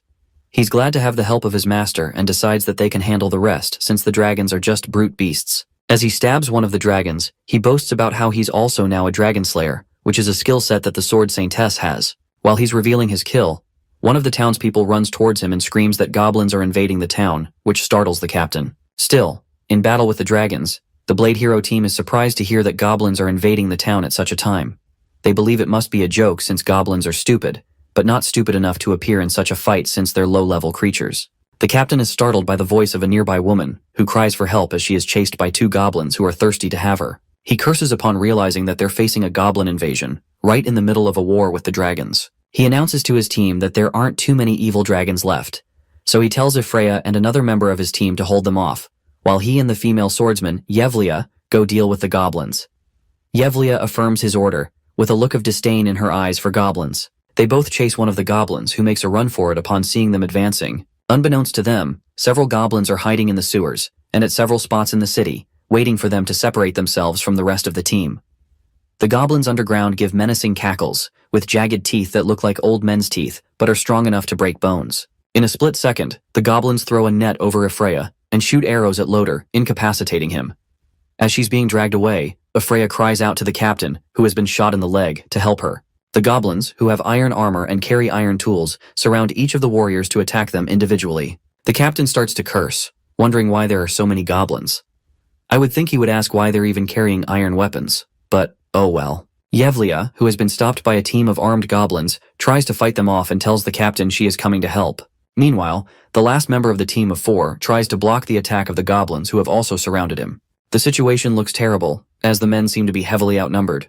While they're fighting, Lin Tian shows up on the scene, while the men are busy fighting the lower goblins. Suddenly the captain calls out to them to watch out because there's a new assailant behind them. They turn back just in time to receive deep slashes from MC's knife.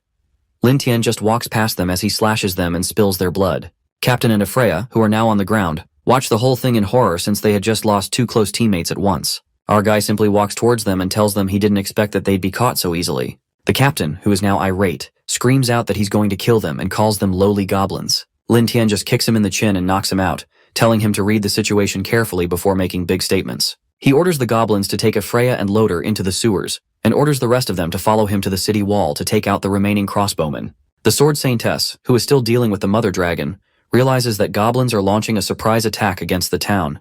She wonders how goblins racked up the nerve to attack at such a time. The Mother Dragon, who transforms into a half-dragon, half-woman, mocks their present situation and tells the Sword Saintess that it looks like they have their hands pretty full. Noticing that she's distracted, the Dragon Mother calls her a witch and attempts to land a killing blow on her. The Dragon Mother makes fun of her inability to keep up and jokes that she'd like to see how much longer they can spend spilling dragon blood. Just as the Dragon Mother is about to hit her, the Sword Saintess uses her advanced sword skills and deflects the Dragon Mother's attack, creating a shield of sword strikes. The strikes land perfectly on the Dragon Mother, who screams out in pain and frustration. The Sword Saintess realizes that the Dragon Mother is about to run out of health points, and wonders if Loader and his team have been able to deal with the dragons and goblins who are attacking them. Suddenly, an explosion occurs on the town calls, throwing off the men and casting them to their doom. The Sword Saintess is alarmed by the explosion and wonders if the goblin problem hasn't been resolved yet. The Dragon Mother, who is standing nearby, prepares to launch her next attack. While the Sword Saintess is distracted, looking at the commotion occurring in the town, the Dragon Mother quickly transforms back into her dragon form and prepares for flight. As she flies off, the Dragon Mother threatens to come back after she has recovered from her wounds. The Sword Saintess, who was caught off guard, curses, realizing that the Dragon Mother had managed to escape. This means the battle is not over, but has just been postponed to another day. Out of anger, the Sword Saintess swears to wipe out the entire dragon race on Dragon Island once she's recovered. Meanwhile, the mayhem continues down below in the city, and several homes are seen on fire. The Sword Saintess soon comes down, and goblin heads start rolling. She piles up a few goblin corpses and wonders where Loader is, and why they can't take care of a few goblins. One of the adventurers, who lies injured from the attack, tells the Sword Saintess that goblins have captured Loader and Ifreya. Angry, she wonders how that's possible since goblins are nothing but lower-level creatures. One of the injured men tells her that these goblins are different from the usual ones they've encountered. They explain that the strength of these goblins is comparable to that of a race far greater than they are, and that's why even Loader couldn't defeat them. Their statement annoys the sword saintess, who is worried that her best men were overtaken by mere goblins. She pledges to go and slaughter all the goblins in the enchanted forest immediately to end this foolishness. One of the injured women, whose clothes have been torn, probably by ravaging goblins, begs the saintess to stay with them because they'll be unable to defend themselves if the dragons or goblins return to attack them. The rest of the citizens join the woman in her plea, but the saintess just ignores them, thinking about what the fate of Loder and Ephraia is. They all beg her that they are citizens of the temple and empire, and they ask that she stay with them to protect them. When they say that, the sword saintess thinks to herself that they're right about the fact that she has to protect the citizens of the temple and not the captured people. She thinks that Loder should blame himself for being too weak and being unable to deal with mere goblins, so she decides to ask the royal family for help first before she makes a move. Meanwhile, in the tribe, the elf women and the goblins go about their normal activities, and some are seen breastfeeding baby goblins. Another goblin nearby is seen trying to drag a female elf into a tent. Suddenly, one of the goblins announces that their leader is back, so they rush to go meet him. The goblins are glad to see that they've returned, and to learn that they were able to capture 2 humans. Some of the goblins wonder where they caught them from. It should be a no-brainer since they have announced that they're going to war against the human kingdom. They pulled them out of the sky, Karen. Loder and Ephraia, who are tied up and dragged by the goblin army, are surprised to see the goblin community and the elves they've taken captive. The goblins roughly throw Ephraia and Loder to the ground. Spikehead throws them against a rock while being tied up and tells them to be quiet. Loder, who disdains being treated like this by lowly goblins, growls at the goblins, probably thinking of 1,000 ways to kill it. Loder watches as Spikehead approaches one of the elf women to patronize her, but she moves away from him.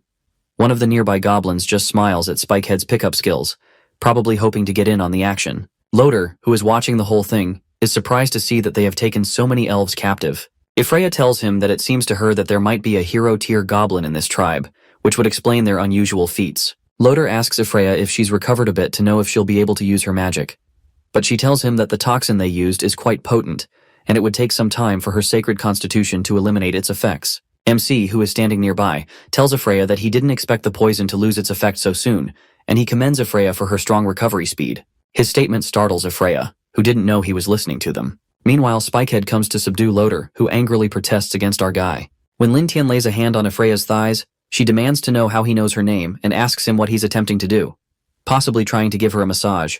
MC, who just gives a sly grin, asks her if she doesn't know what he wants to do. He digs his claws into her legs, and Ephraia screams out loud in pain. The captain, who is nearby, attempts to defend Ephraia, but the goblins nearby subdue him. Eventually, he shouts at Lin Tian and tells him to stop doing that. One of the goblin captains lands a clean blow on Loder's chin, telling him not to dare raise his voice at the boss. Loder, who realizes he's been bested, asks Lin Tian if he realizes the consequence of capturing them.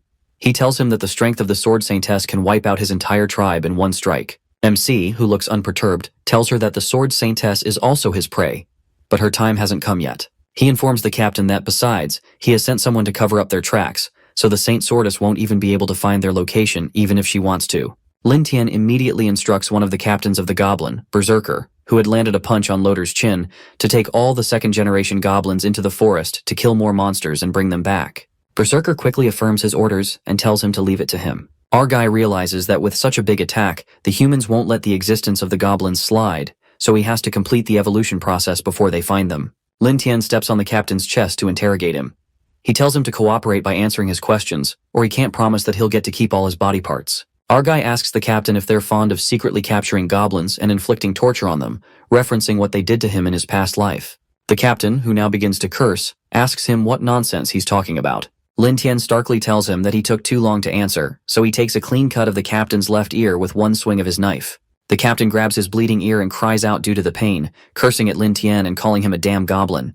With his ear now on the ground, the captain tells him that everything they've done they do to protect the human race. He tells him that it's their duty to defeat monsters, and the goblins are one of them. Lin Tian finds it hard to swallow that they're doing it for the human race, so he tells him that he thinks it's more about constantly elevating the status of their so-called hero party. Lin Tian recalls how they had killed the human woman he was trying to protect in his last life, so he affirms that it's much easier for the Blade Hero Party to kill the captured humans along with the monsters than to rescue them alive. He angrily asks the captain how much blood debt he has accrued to complete his missions in the name of being righteous. The captain and Ephraia are suddenly startled by his allegations, wondering how this goblin knows so much about them. MC, who now has an evil look on his face, tells them the conversation is over.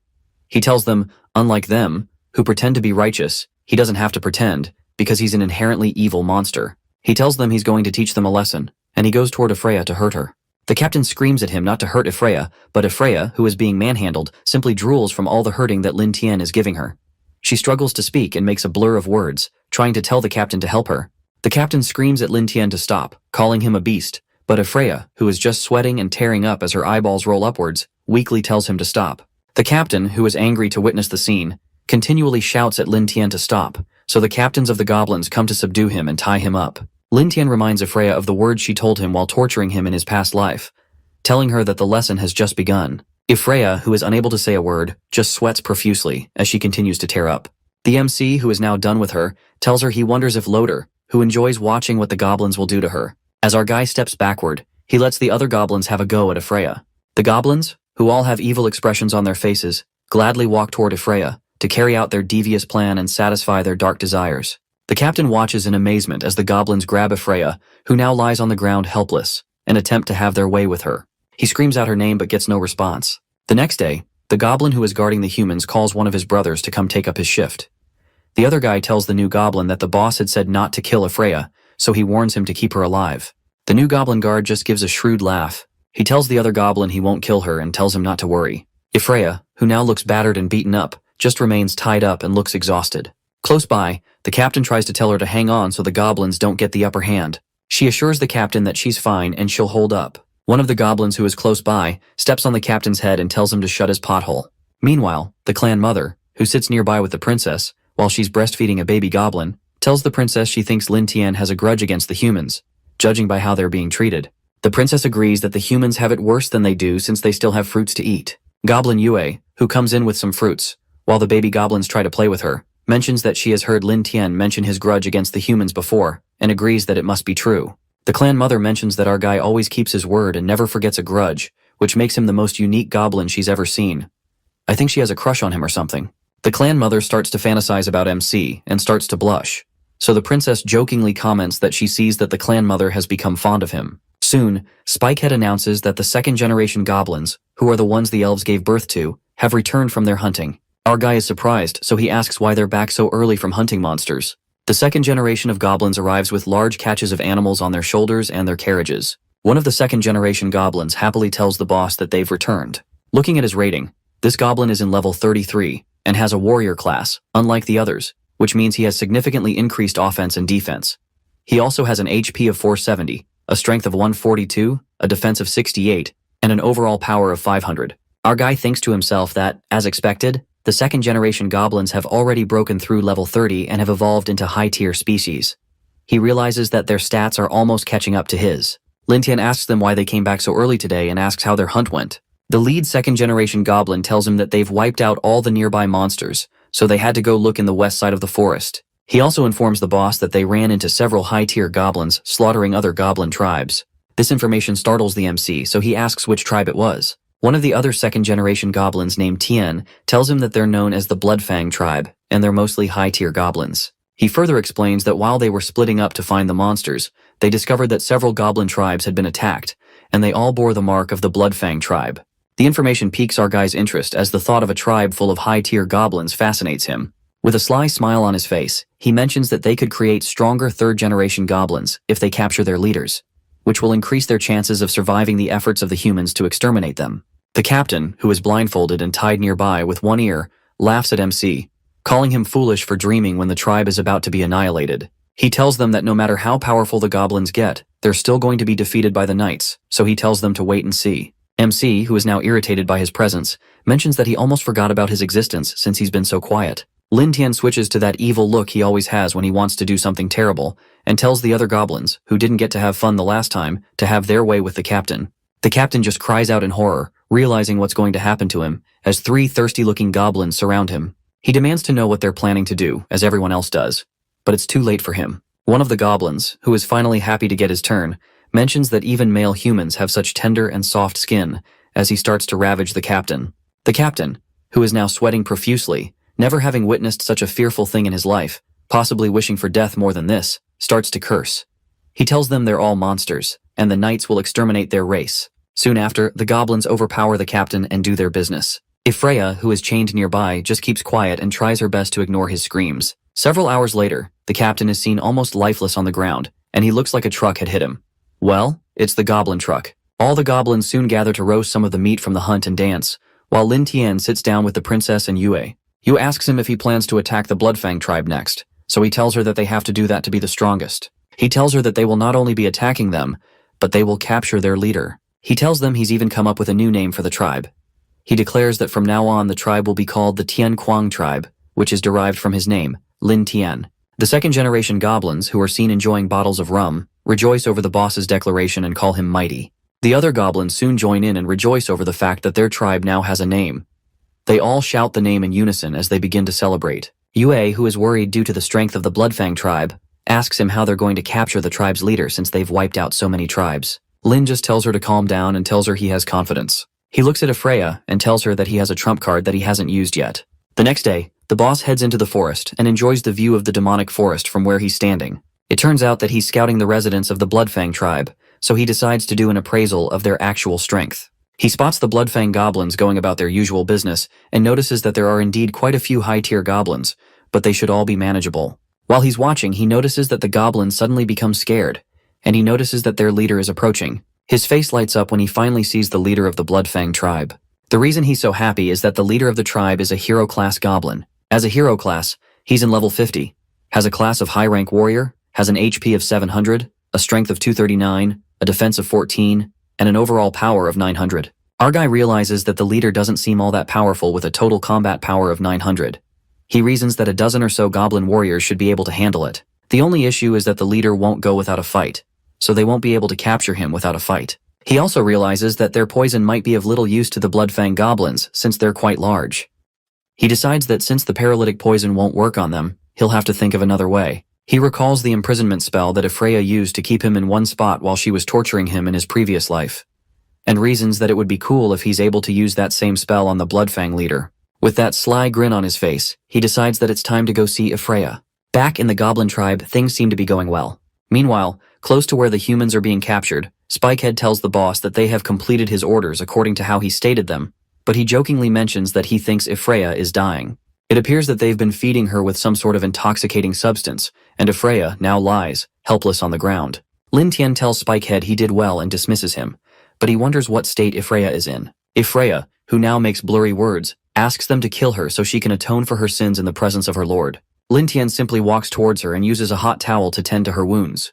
Freya, who likes the warmth of the towel, enjoys the feeling, but she soon freaks out when she realizes the one attending to her is Lin. She jerks her hands away from him and tells him to stay away from her. She calls him a demon and informs him that she's going crazy because she's in so much pain. Out of nowhere, Lin Tian gives Freya a startling slap, which dazzles her. He also reaches behind her and immediately draws her closer to hug her. It's a little tough loving. He tells her punishment is over, while still hugging her, and Freya just remains in his arms, still startled. With tears in her eyes, she asks him if he's telling the truth. He tells her that he keeps his word, but his only condition is that she must choose to have faith, which makes her wonder what faith he's talking about. She watches him with tears in her eyes, and he tells her that she can either choose to believe in God or choose to trust him and become her pet, which spares her from the daily torment. He calmly says this while petting her head to calm her down. Freya, who seems to now be broken, doesn't say a word. Suddenly, she starts to lick his hands, and he takes that as a sign of submission. Our hero holds up Freya, who kneels to him and tells her that's a good response. He tells her that from now on, he's her only master, and he'll call her his little B-word. Freya simply makes a woof sound and calls him master. Suddenly, Lin Tian carries Freya in his arms. He tells her to come with him and carries her towards a warm bath. After he gets rid of her underwear and chains, he puts her in the soothing bath and starts to clean her up. Freya, who seems not to be right in the head anymore, tells him he treats her so well. She says she's willing to give him everything. He just continues to tend to her. Freya seems to be enjoying all the attention and the warmth of the bath. He replies to her by telling her that it's perfect and that she'd like to give him everything. He tells her he wants to see how to use the skill Holy Light Cage, which he recalls that she had used to trap him in his previous life. She repeats the word Holy Light Cage and asks him what it is, calling him master. Our guy presents a book with spells that he had obtained from the elves and points her to the spell for the Holy Light Cage. Since she's a magician and can understand spells, she quickly picks up the writing and starts to cast the spell. A bright golden cage suddenly appears out of nowhere, with a crucifix as its seal. MC, who is standing nearby, is intrigued by the sight of the cage, so he commends Freya for a job well done. Soon enough, Lin Tian and Freya walk together, past the iron cage where the captain is kept. The captain is surprised to see Freya moving around. He quickly asks her if she's fully recovered. He tells her to quickly kill our guy and use her magic to restore his body before Lin Tian can make a move. Lin Tian simply retorts to the captain and asks if he can't see that she is now willingly submitted to him. Freya just silently stands there as Lin Tian talks, and the captain can't stop his jaw from hitting the floor upon hearing MC's words. The captain refuses to accept and wonders how the daughter of the leader of the Holy Order can be tamed by goblins. Freya just kneels close to her master and starts to rub on him like a dog.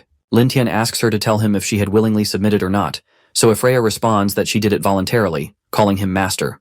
Those words bring a sense of hopelessness upon Loder, who realizes that he's lost Freya. In his cage, he looks down but smugly says that MC's action will lead to the extinction of the goblin race from the world. He gives a maniacal laugh and further mentions that the only purpose of the goblin's existence is to be slaughtered by humans. As Freya and Lin Tian leave, he screams out that the Holy Church will wipe them out. Lin Tian honestly thinks to himself that he didn't expect Freya to be so completely submitted. He thanks the captain for revealing such vital information and looks for a way to reward him, so he asks the goblins not to let the captain rest for the next few days. Berserker, who is standing nearby with a smile on his face, prepares his whip and tells the boss to leave it to him. Poor captain. Lin Tian quickly focuses on Freya and tells her that it's time for them to focus on the business at hand. He holds her by the hand and leads her away so they can deal with the Bloodfang tribe. Meanwhile, in the Bloodfang tribe, things seem to be going on as usual. As we take a closer look, one of the captains of the Bloodfang tribe, who looks like a priest, approaches the leader, along with many other Bloodfang goblins, to tell him that everything is ready. The leader, who is pleased to hear the news, tells them that they will attack the southern tribes today. To pump the people up, he announces that they'll capture the elves and have fun with them. And all the goblins go crazy, hailing the majesty of the boss. It seems women and meat are the only two things you can use to motivate a goblin crowd. While they're celebrating, one of the Bloodfang guards hurriedly approaches the boss to call his attention to something, which irritates him. The guard announces that a strange goblin has barged into the tribe and is demanding the boss, and this surprises the leader of the Bloodfang tribe. The Bloodfang leader wonders if it's a low-level goblin, so he decides to go see his visitor. Upon reaching there, it turns out to be MC, who had come to the Bloodfang tribe all on his own. He tells the leader that he knows he's a hero-class monster who has intelligence almost as great as that of the humans, so he has come to talk to him. The Bloodfang leader recognizes that his structure is human-like, and his manner of speech is not so much like a goblin, so he asks him if he's a mutant. Our guy tells him that he's not a mutant, but he's just slightly smarter than normal goblins. He makes the statement looking so expressionless that the high-tier and low-level goblins who surround him look evidently angry. They look like they're going to pounce on him any moment from now. To make matters worse, Lin Tian just cuts the bull and tells them he's the leader of the southern tribe, and he has come to take their leader's head as if it's an Amazon delivery he ordered. Still standing in their midst, he tells them that the rest of them have two options, which are to either submit to him or choose death right there. The entire tribe becomes tense, and they all seem to be waiting for the order of their boss to rip Lin Tian limb from limb. The leader is simply shocked to know he's the infamous leader of the southern tribe who keeps elves captive, whom he had planned to capture. Lin Tian continues his speech and tells the Bloodfang leader that he has good genes, so he asks him to come with him. The nerve on this guy. The Bloodfang leader just blurts out that he is a fool. In the twinkle of an eye, the Bloodfang leader reaches out and catches MC's head, since he's much larger in size, telling him to shut his pothole. The Bloodfang leader tells him that he didn't expect him to come by himself, which makes the job easier for him. The leader promises to kill him, as well as the other goblins, so he can have the elves and humans for himself. The other goblins from the Bloodfang tribe who are around hail the boss and ask him to crush MC's head. MC, who just remains in the leader's hands without moving a muscle, tells the leader that, as he had expected, there's no further reason to discuss. His statement annoys the leader, who tells him he's only lucky that he plans to keep him alive, so there's no need to go further and destroy him. While the leader is talking, Lin Tian uses his weapon and makes a straight slash, which causes the Bloodfang leader to let out a shriek due to pain. Soon enough, the Bloodfang leader's hand is seen lying on the ground, and the members of the tribe look at it with horror. The leader realizes that he's lost the upper hand, so to say, pun intended. He quickly orders his men to kill the MC. The Bloodfang priest rallies the other warriors to kill our guy to avenge their boss, but Lin Tian just stands in their midst, unperturbed. Our guy raises his hands and tells an invisible figure to come out. Suddenly a sword pierces the Bloodfang priest from behind. As he's about to die, he wonders out loud how his assailant could be so quiet. But the second-generation goblin from the southern tribe happens to have acquired the invisibility skill from one of his preys. Out of nowhere, Berserker comes forth and proudly announces that it's because they have another special skill called Silent Steps, which allows the user to move around without making noise. Lin Tian orders the rest of the goblin warriors to come out and tells them to kill the entire Bloodfang tribe. The goblin captains recount the orders and announce that the boss has ordered that they take out all of the Bloodfang tribe. Out of nowhere, hundreds of goblins who had also been using the Silent Steps skill show up and start to take out the goblins using their weapons, and the Bloodfang leader is shocked when they appear. The Bloodfang leader watches MC, who just stands in front of him with his usual smug smile as all the mayhem goes on, and decides that this was MC's plan all along. The Bloodfang leader decides that the Southern leader had approached them in the guise of negotiation to get them to drop their guard. He made them put all their attention on him, which didn't allow them to notice the silent army that crept into their territory. The leader decides that the best option for him is to make a run for it, and he decides that he's too strong for anyone to be able to stop him if he runs. Taking a final look at MC, he loudly promises to kill him even if he's going to escape, so he launches at him with a killer punch with his remaining good arm. MC, who just stands there unperturbed, doesn't move out of the way of the incoming punch but only calls out Ifreya's name. Ifreya, who's standing nearby, recognizes her cue and summons the Holy Light Cage. The Light Cage envelops the Bloodfang leader, to his shock. He quickly understands that it's a light attribute spell, but he wonders how since a goblin can't cast light spells. He glares at the Lin Tian with eyes that are almost human, but are filled with boiling rage, hoping to get a chance to land an attack on him. Meanwhile, Ifreya kneels close to Lin Tian and calls him master, while he pets her head. At this point, her transformation is so quick that I believe she was secretly a submissive who had been waiting to break free from the shackles of her strong warrior life. Lin Tian commends her for being a good dog and tells her she's gotten stronger ever since she went dark. He tells her to go pet her reward, and Ifreya just excitedly thanks him, calling him master, over and over. The Bloodfang leader, who is now trapped with chains made out of light magic, calls Lin Tian a scum. MC, who just looks away from him, laughs and asks him to obediently become his heroic breeding goblin. I wonder what'll happen if he doesn't.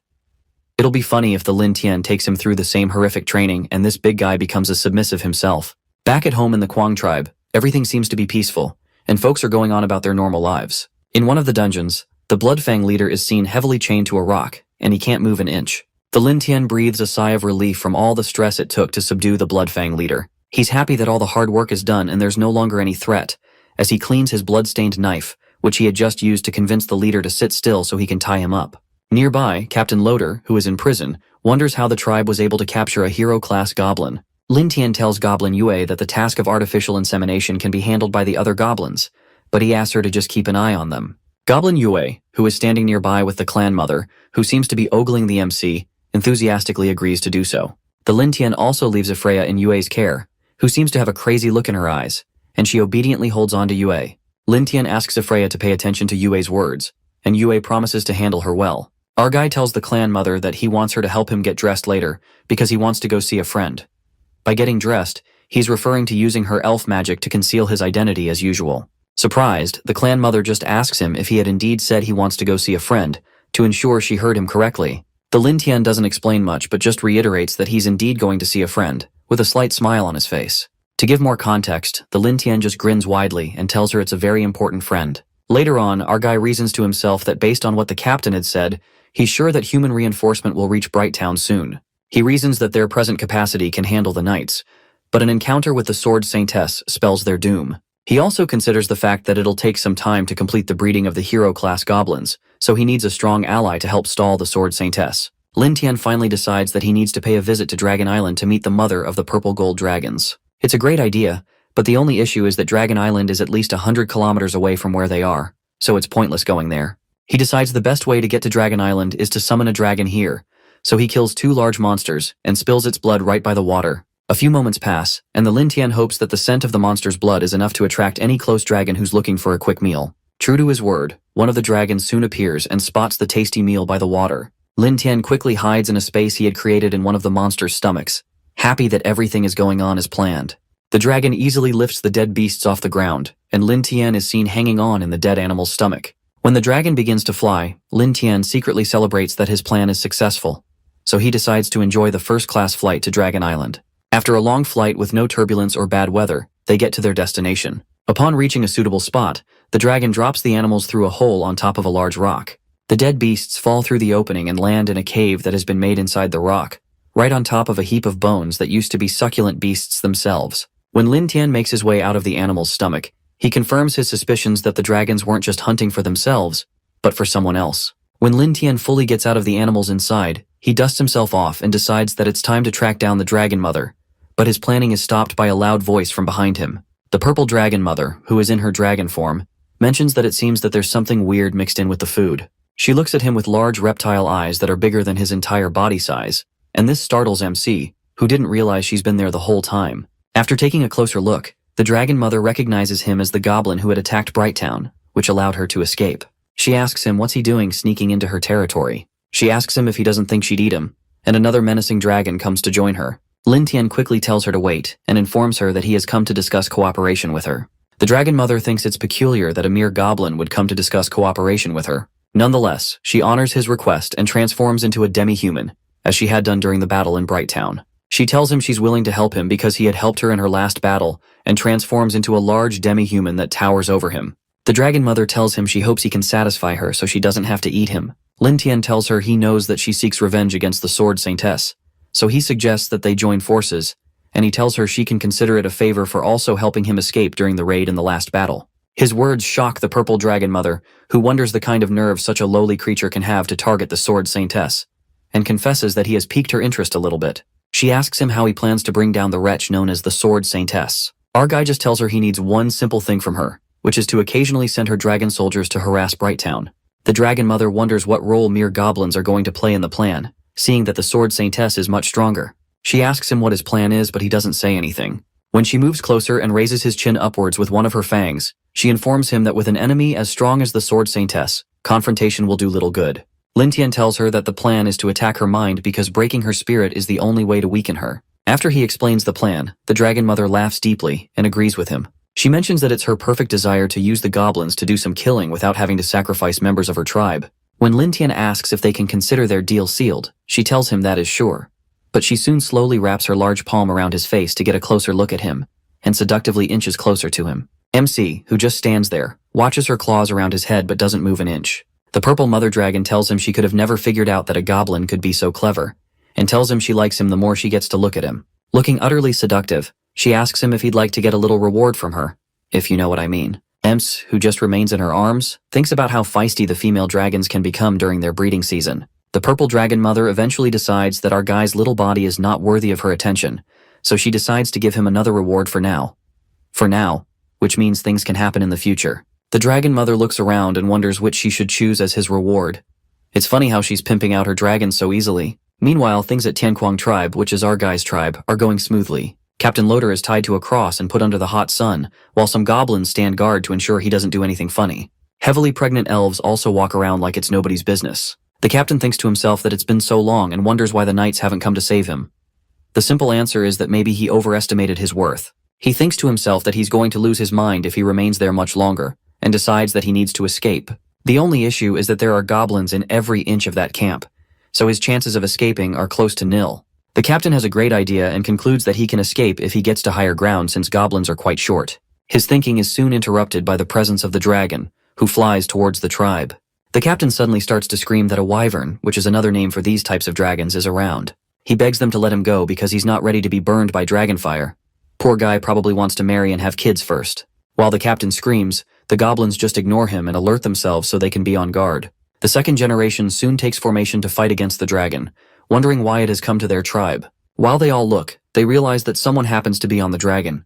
The dragon soon lands as the entire tribe watches intently to see what will happen. The person on the dragon comes down, and it turns out to be the boss, who gladly announces that he's back. The red dragon that he came with just stands next to him, watching the people of the tribe. The goblins nearby happily announce to the others that it's the boss, and the entire tribe erupts in joy. Lin Tian pets the dragon and tells her to rest for a while and not to wander around, and the dragon seems to enjoy it.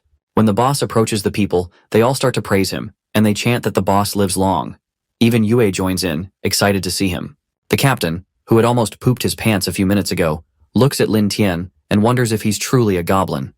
He makes a silent prayer and hopes the night order quickly comes to rescue him. Meanwhile, things in Brighttown seem to have returned to normal, and the citizens seem to have recovered from the raid that just happened a while ago. In the streets, several horses and men in exquisite armor and regalia are seen. It turns out to be the Royal Night Order, who have come to the town based on the Sword Saintess's request for reinforcement.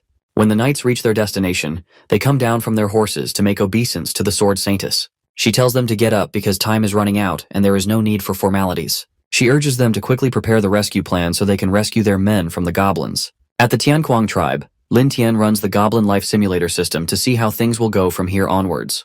The system declares the current plot, which is creating the third generation of goblins through artificial insemination from the Bloodfang leader. The system shows that by ambushing Brighttown to capture the humans, and by ambushing the Bloodfang tribe, he has achieved remarkable results. He has led Goblin Yue and Freya to continue to grind levels in the Enchanted Forest, to counter the Sword Saintess and the human royal family. The system forecasts that in a month's time, Goblin Yue will have a level of 60, he will have a level of 50, and Freya will have a level of 45. Seeing that he will attain a level of only 50, his strength will still be insufficient. So the system gives him 3 options. The first option is to keep grinding monsters in the forest, which will give you 1 point. The second option is to find a way to capture prisoners and cultivate more goblins, which will give him plus 110 points. The third option is to speed up the leveling process and jump directly to 1 month later, which will give him plus 120 points. Lin Tian considers his option and wonders if option 3 will work. He realizes that with the system's powers, he can jump to a month from now, and this will still delay the ambush from the Sword Saintess in their timeline. In layman's words, the series of activities that will occur in the tribe will be pushed into a month further, but time itself will not change, so every other person in the world won't be affected. Lin Tian decides to select the third option to skip the waiting period. The system initiates the time acceleration sequence. Before it begins, it declares its summary as usual and says that the Enchanted Forest can no longer provide experience for him and his clan. Blue streaks of light begin to appear around MC, which surprises him and he wonders what's going on. In a few minutes, that system declares that the simulation of life is complete and the time progression is now 1 month. Our guy is shocked by how everything happened and is surprised to find they have moved forward 1 month in life progression. He finds himself on a bed and wonders if this is how it feels to skip time because his body seems to be reacting strangely to it. The system congratulates him for reaching level 50.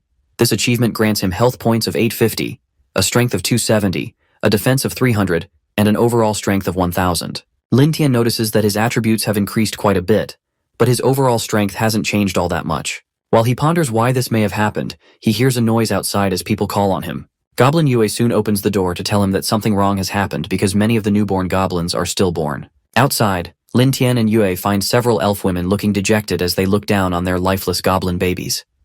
The women wonder how things went wrong because they had carried the babies like the few other times they bred. MC, who is still shocked, wonders if something has gone wrong in the breeding process. He collapses on the ground and wonders what has happened. The clan mother, who is crouched nearby, asks him if he knows what happened to the babies. Our guy tells her that he doesn't know, but only 3 babies are alive now, and they're very weak. As they contemplate, they hear a loud laugh of mockery, which happens to be coming from Captain Loader, who is still tied to a cross. The captain calls them foolish goblins, wondering if they believe they can breed a stronger generation. Lin Tian looks in his direction and asks why he had said that. The captain, who still can't contain his laugh, tells them that the higher the rank of the goblin, the harder it is for them to stay alive. While still laughing, he makes fun of Lin Tian for his idea of thinking that he can rule the world through reproduction, calling him a fool. Lin Tian just looks at him expressionless, while Berserker stands nearby, hoping that he'd get a chance to pound the captain's head in with his bat. Lin Tian thanks the captain for the information and tells him he'll find a way to appreciate him. The boss tells Berserker, who is standing nearby, that from now on, the captain belongs to him. He reminds him not to kill him while they're playing, and Berserker, who is glad to hear the news, thanks the boss for his new toy. The captain, who still has a loud mouth, screams at Mick, telling him he's ruthless, and he won't let him off the hook even if he becomes a ghost. Lin Tian just walks away, while Berserker brings the captain down so they can play. Our guy reasons to himself that it's too late now to breed new hero species, but they're in desperate need of a large number of hero goblins right about now. He considers that their chance of victory against the Sword Saintess and her knights is slim if they can't find a way to upgrade the goblins. While he ponders, the red dragon he returned with appears next to him, with a dark look in her eyes as if she has some nasty intentions. She comes close to him, and her sudden closeness startles MC. The boss starts to pet her and wonders what suddenly entered into her. He realizes she's in heat, so he decides that a female dragon going into heat and transforming into a demi-human would be a special situation, which may be what they need right about now. While he pets her, the red dragon starts to transform into a beautiful demi-human. She transforms into a beautiful red-headed demi-human and blushes as she casts his gaze on him. Lin Tian realizes that this is a special case and wonders if this is the very reason the dragon mother sent her to follow him. When she approaches him, our guy chuckles, and sweat starts to form on his face, as he seems to be the prey in this hunt. She quickly leaps over him and he falls on his back, giving her a vantage point. She proceeds to climb on top of him, and they begin their action. After she finishes, the system window opens, and the system congratulates our guy for unlocking a new achievement and getting promoted.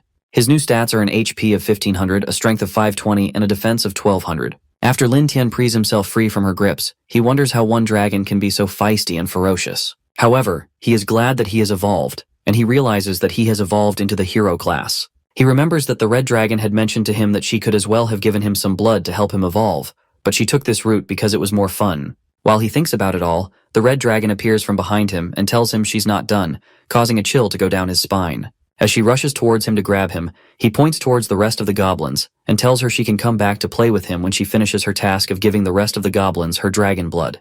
The goblins who are nearby just watch in confusion, wondering what the boss is talking about.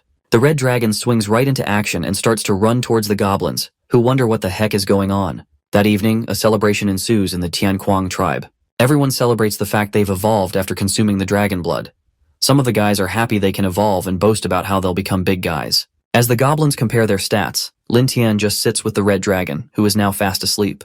Overwhelmed by his new strength, our guy concludes that the dragon race deserves the title of the legendary dragon race, because just this dragon has allowed all second-generation goblins to evolve into the hero class. After all the fanfare, Lin Tian realizes that his overall strength is a little low, so he decides to get equipment to increase his chances. He tells the system to open the shop so he can exchange his credit points for high-end equipment, because he realizes he needs some prestige to set him apart as the leader of the hero class. When the system windows open, it displays that he has 180 points, so our guy decides to look for the best weapon he can exchange with these points.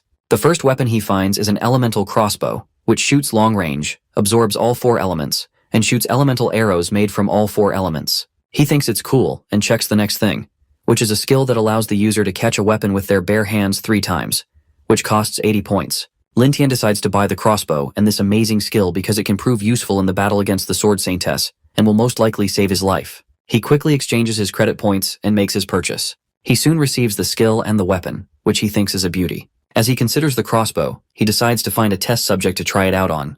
Conveniently, Captain Loader, who is still tied to his cross, now to the neck, continues to glare at MC. Lin faces him and decides that the captain will be a suitable test subject to test his crossbow on. As our guy walks towards the captain asks him what he's going to do with the weapon with him, but Lin Tian gives him no response. We don't see how it ends, but we know Loader became the first to experience how powerful Lin Tian has become. Goodbye, Captain. Meanwhile, in the enchanted forest, a few warriors are seen having a field day. One of the women, a mage, complains that the low-level monsters are boring and they don't see the point of fighting against them. The second woman believes they should have stayed in Brightown with the Sword Saintess so they could deal with the dragons. Their captain tells them the Dragon Mother continually harasses Brightown, so the Sword Saintess can't afford to leave, so she sends them here to deal with the goblins, which is a great opportunity for them. Their captain tells them to stay sharp because they can't afford to waste this opportunity. While they chat, one of them notices something in the forest, so they all prepare to battle. It turns out to be a giant spider, which spooks one of them because of her hate for spiders. One of the women pierces the spider with one hit using advanced skills, and the spider meets its end. The woman says it's just a class 3 bug and there's no reason to be afraid.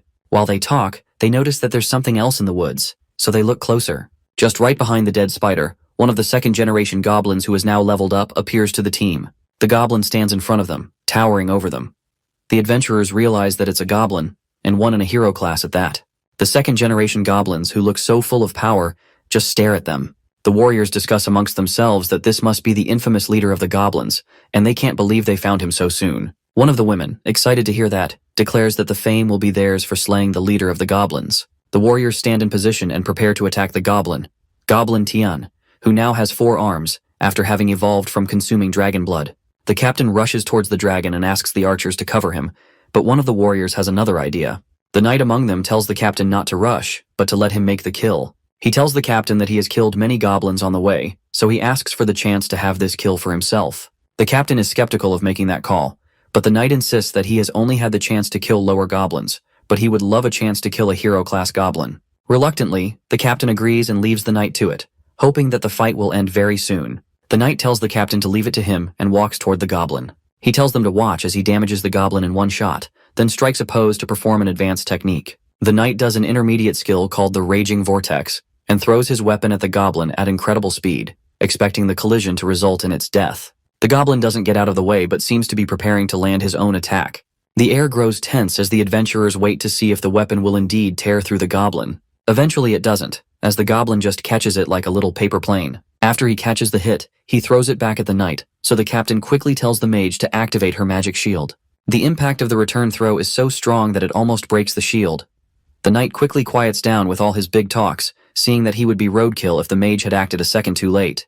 The archer tells them the goblin is a power type, so they may not have a good chance of direct confrontation due to its strength. She suggests that they step back from it so she can hit it with her arrows. While she talks, She feels a sudden strike from behind her as a hand pierces her from the back. She realizes a little too late that a goblin assassin is behind her and has plunged his hand into her stomach. She struggles to announce the presence of the enemy as she starts to lose blood. The other team members soon spot the assassin, but the captain, who painfully realizes that they are ambushed, tells them not to break the formation. The knight turns backwards to face the onslaught that is coming from behind, while the captain and mage focus on the goblin in front of them. While the warriors try to adjust their formation and defend themselves, the mage alerts the captain to the presence of a bigger problem. The captain is shocked as he turns around and finds hundreds of goblins behind them, and they're all in the hero class. The captain soon realizes that they're toast. After the goblins defeat them, the four-armed goblin declares that the men they captured are theirs. He picks up one of the female warriors and says he'll keep her for himself, planning to do some playing with her later. Berserker, who is standing nearby, informs him that the men aren't theirs, but the spoils of war. He reminds him that the boss had told them to keep all the humans they find alive, and he reminds him that they already lost one human due to his fooling around, so he'll get nothing. Four arms over there start to throw a tantrum because they have killed so many humans and they deserve to keep them. He insists that they're strong now and they can choose to keep the spoils of war. The other goblins nearby tell Berserker that Four Arms is right because the second generation of goblins are the strongest in the tribe now, which means the whole tribe should listen to them. Some of the other hero-class goblins tell Berserker, who is their eldest brother, that he's truly the strongest now, and they'll listen to him. Berserker takes a good look at himself from the reflection on his weapon and begins to think deeply. He soon discards his thoughts and tells them to carry the loot home first. When they reach the tribe, the goblins are excited to learn that the hero-class goblins have returned, especially with quite a few humans and much loot. They start to chant Goblin Tien's name. Meanwhile, the elf clan mother asks Lin Tien if he's sure he can still control them, but he doesn't answer. When the hero-class goblins enter the tribe, Goblin Tien holds on to the captain they captured and says he'll eat him because he's his loot.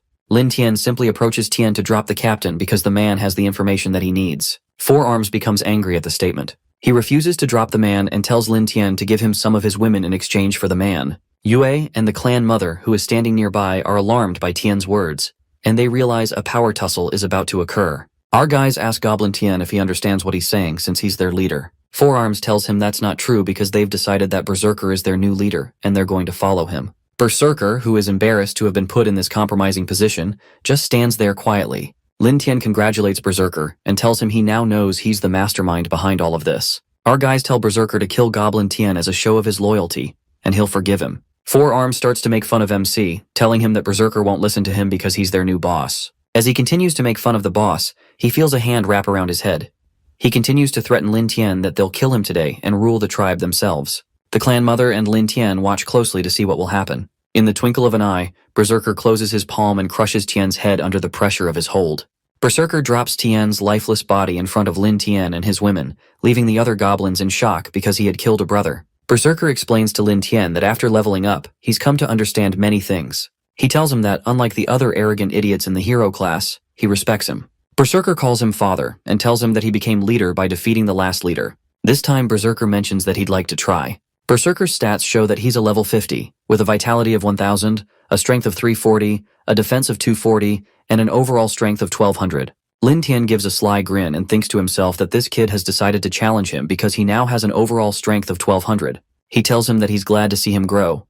As he speaks, his body starts to emit fire, as he taps into the undiscovered strength of his new hero class. To be sure, our guy asks Berserker if he's truly sure he wants to challenge him. This time, his entire body is surrounded by fire. As Berserker and the boss face each other in a standoff, some of the hero class who had arrived from the war hail Berserker, telling him to kill Lin Tien and show him who's boss. They add that he needs to kill him and steal all the women. Lin Tien just chuckles and tells them he'd like to confirm something again. He soon develops fire in his hands, using magical powers. He tells the hero class goblins who still want to follow him to stand behind him, and he tells them every other person will be killed. Meanwhile, the captain of the adventurers is surprised to learn that the leader of the hero class goblins is such a simple-looking person. He thinks to himself that they're quite lucky to be captured when the tribe has internal power tussles, which will give them a great chance to escape. The captain believes that even though Lin Tien can use powers, the strength gap between him and Berserker is too great. The captain decides to wait until Lin Tien is killed so they can find a good chance to escape. After many of the hero-class goblins gather behind our guy, he jokes that it seems that he's the better leader because only a few of the hero class stand beside Berserker. Berserker starkly tells him he's not after gathering any form of followership, but his only desire is to pursue strength. As he makes the statement, Berserker holds out his weapon to get right into battle. Berserker lands several strikes against the boss, but he quickly dodges them. The The captain, who is tied to the ground, acts as a commentator and notices that Berserker seems to have more strength, but the boss is super fast. After Lin Tian dodges all the attacks, he tells Berserker that he's good with his sword, but he suddenly brings out his crossbow and shoots it at him, still having that sly grin on his face. The elemental arrow flies straight ahead with breakneck speed and heads for Berserker. Berserker, who thinks on his feet, reasons that this is a weapon he has never seen before. Due to the speed of the arrow, he quickly reasons that he can't dodge, and his best chance is to tank it. Berserker quickly shields himself with his weapon and charges through the attack. Our guy is impressed by Berserker's quick thinking, but just stands there as Berserker charges at him. Still standing, Berserker attempts to land a fatal blow using his sword. A strange fire erupts and takes over the entire battleground, due to the immense energy being released, shielding the battle from the sight of the onlookers. After the explosion clears out, Berserker is surprised to find out that the boss had simply caught his blade, while still standing there. He believes it's impossible because he gave it all his strength. Lin Tian tells him he's a good fighter, but he has to realize who he's up against. Our guy used his blade stealer skill, which allowed him to catch an incoming weapon with their bare hands 3 times. In such close combat, the boss brings out his crossbow and fires it right at Berserker's face in close range. Berserker sees the fiery arrow come right at his face and realizes he's done for. After the arrow lands a fatal blow, some of Berserker's blood is split everywhere. Lin Tian asks him if he'd like to continue.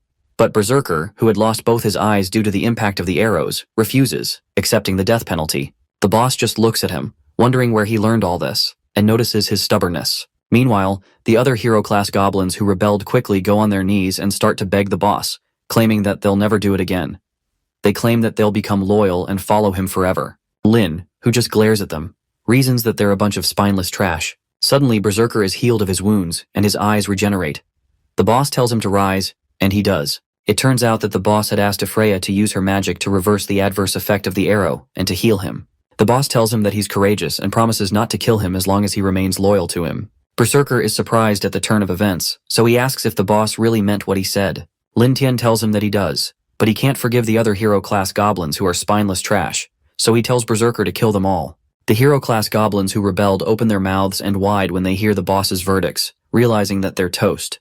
Berserker thanks the boss for sparing his life and pledges to follow the boss forever due to this act of compassion. He takes a look at the rebellious hero-class goblins with a devilish look on his face and tells the boss to leave them to him. The rebellious goblins just stand there startled, expecting their doom, since they know they're no match for Berserker's strength. As Berserker approaches them, they cower in fear and beg him to spare them. But he doesn't listen to their cry at all. After ripping them limb from limb, Berserker leaves their bodies right in front of the whole town. The boss orders his other lower-level goblin children to feed on the hero-class goblins, because it'll make them stronger. The goblins, who don't waste time whenever they hear talk of meat, rush to the corpse of the other goblins and start to have their fill. Some of the other goblins hail the boss and promise to follow him for the rest of their lives. Meanwhile, the new captain, who is tied close to where Loader is hung, asks him what sort of terrifying monster he has managed to provoke. The captain of the adventurers tells him that this is not a mere mutated goblins, but a monster that will shake the empire. Lin Tian soon walks toward Loader and apologizes for making him miss the show that they just did. He also tells him he didn't believe that Loader expected these trashy warriors to save him. Lin Tian just laughs and tells him he's so naive. Loader replies that it's the fault of the Sword Saintess because all she does is hide in the town, calling her the B-word. Loader, who looks like he's losing his mind, starts to laugh uncontrollably, high level, and he screams out that they're all trash. The new captain tells Lin Tian not to be so arrogant because the Sword Saintess is going to come here after she deals with all the dragons and will destroy the entire tribe. Lin Tian just laughs and asks the captain if he thinks the dragons are working on their own. He thanks him for the information because that tells him that the mother of the purple dragon is doing well on her end. The captain realizes that Lin Tian knows something about the dragon attacks, so he commends him for tricking the Sword Saintess and the entire royal army. He tells the boss that he can kill him, but he won't give him the chance to insult him. The captain tells him that he'd rather die than face the same thing Loader is facing, so he asks Lin Tian to be quick about it. Our boy, who listens to his rant, just watches with disappointment. Eventually, Lin Tian tells him he'll grant him his desires, so he spills his blood. Meanwhile, in the Sword Saintess's room, she is rashly woken up by one of her night guards, who keeps calling her names. She asks him why he's so flustered when they had just successfully sent away the dragons. When he hesitates to answer, she asks him if the knights she sent to the enchanted forest are back, to which the man tells her they are. He informs her they're back, but only one person made it back alive. This news leaves the lady boggled out of her mind. And with that, the chapter ends, leaving us craving for more. The story continues in Bright Town. She goes outside to see the injured knight who had come alone, and the nuns tell her that he's too badly injured and healing potions won't work on him anymore. The Sword Saintess stares at him with a frown on her face and asks him how he's so badly injured, asking where the other knights are. The knight lies helpless on his deathbed and stammers as he tells the sword saintess that they ran into a group of hero-class goblins. He begs her to go save the captain and the rest of them and coughs due to his pain. He struggles to speak and tells them to be careful because the goblins are quite extraordinary, and this statement makes the nearby nuns terrified. The knight soon passes out due to pain and exhaustion. The nun quickly rushes to his side and tells him to stay strong. Meanwhile, a mage that's standing nearby exclaims that it's not possible that goblins could do this amount of damage. The leader of the knights loudly declares that it doesn't matter if they're hero-class goblins and says that they should go destroy those low-level beasts. The sword saintess just remains silent and looks out a window. She soon breaks her silence and tells the others to hold out on their plans. She explains that the dragons are attacking more and more frequently, and if they leave, they can attack more easily. She also explains that they could easily get ambushed by the goblins and confesses that she can't defeat them alone with little manpower. She tells the leader of the knights to reach out to the royal family to send over more support to Brighttown. She tells him that when the time comes, she'll slaughter the goblins and the purple gold dragon with her own hands. The knight leader asks her what they'll do about the members of the Silver Blade team who are still in the goblins' hold, and the mage asks him if he thinks they have any chance of survival. Out of nowhere, a guy named Kazimov, the captain of the Reaper Knights team, butts into their discussion and tells the Master Sword Saintess that there's no need to rescue them. He says that those who are boastful usually die first, so it makes sense if the Silver Blade team got too cocky and it cost them their lives. Kazimov asks for permission to rescue whoever is still alive and clear out the goblins on his own. The Sword Saintess just scoffs and reminds him that a whole team got wiped out and asks why he'd want to go alone. Kazimov starts to remove his hat, and he tells her that he has survived 4 Titan warriors alone previously, so this won't be any different. He removes his face scarf and says that even if it's against a group of hero-class goblins, there's no chance that they can lay a finger on him. He exposes the other half of his face and shows a gruesome scar to prove his point that he's seen worse things in the past, and he's lived to tell the story. When the Sword Saintess agrees, he tells her to just wait for the good news. Meanwhile, things seem to be going well in the Goblin tribe, and it seems they've built a wall. Inside, Lin tells the system to open the simulation panel so he can know what will befall them in the next couple of days. When the simulation panel loads, it tells him that the current scenario is that they've defended themselves against the human race. The system says he successfully led the goblins and dragons to victory and constructed a hero-class clan. He has destroyed unloyal subjects and established his authority, and as such, he has gained greater respect from both goblins and dragons. The system finally shows that, however, under the order of the Sword Saintess, Kazimov, also known as the Grim Reaper, snuck into the clan and killed many of his people. Although he successfully restrained him, the clan suffers from great losses. Lin is surprised that Kazimov will dare counterattack him as a one-man army. He wonders how naive he can be, and also wonders how one man can manage to inflict so much damage on the clan. The system displays the 3 options he has, and tells him his first option is to migrate to avoid the attack, which gives him no points. The second is to ambush Kazimov, which gives him plus 110 points. The last option is to attack first and kill Kazimov, which gives him 20 points. Lin decides to go with the last option, and decides to attack him instead of waiting for him. He reasons that they can greatly minimize their losses if they attack him first. The simulation system simulates his selection and shows that the conclusion is that he and Kazimov will fight to the death, and it prays that the gods be with him. After it awards Lin his 20 points, it shows him the options simulation shows he has 3 days left till Kazimov shows up, and he'll have to take his life. Lin reasons that it looks like this Kazimov guy isn't some nobody since the system says it'll be a fight to the death. He decides it's wise to gather some information about him before attacking first. In the tribe, Captain Loader laughs maniacally when he finds out that Kazimov is nearby. While still on the cross, he laughs like a maniac and celebrates the appearance of someone who finally knows what they're doing. He tells Lin and his ladies that they're dead meat because Kazimov has fought against so many Titan warriors. When he hears Loader's words, the boss mentions to him that it seems that the knights trust this Kazimov guy so much. He goes ahead to ask Loader what Titan warriors are. Loader tells him that Titan warriors are mutated with Titan genes from the enemy country, which gives them incredible strength. Apparently, they're creatures that can easily destroy Class 5 beasts with their bare hands. The captain continues to laugh like a maniac, and he mocks that it's all over for them if Kazimov is coming around. Lin agrees with Loader and tells him it looks like Kazimov is an opponent worthy to be feared, and Loader tells him to wait to get his butt kicked. Lin thinks to himself and decides that it's best to be careful and send someone to gather some intel on this Kazimov guy. Days later, Kazimov comes into the enchanted forest all alone on his horse. As he rides in, he notices that there isn't a single beast in the whole forest, which is way too unusual. He continues his journey and runs into the bloody remains of the dead members of the Silver Blade team. He looks at the bloodstains and calls them a group of trash. On the ground, there's a broken shield, some of the mage's clothing, and a deserted sword.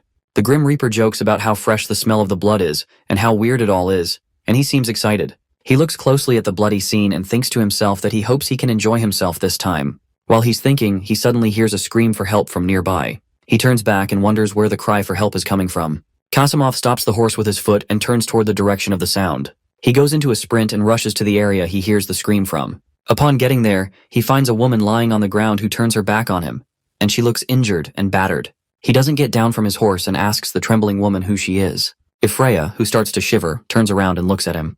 Kasimov immediately recognizes her and is alerted to meet her in the forest, especially in such a state. Ifreya looks teary-eyed, and she begs him to help her and tries to reach out her hand.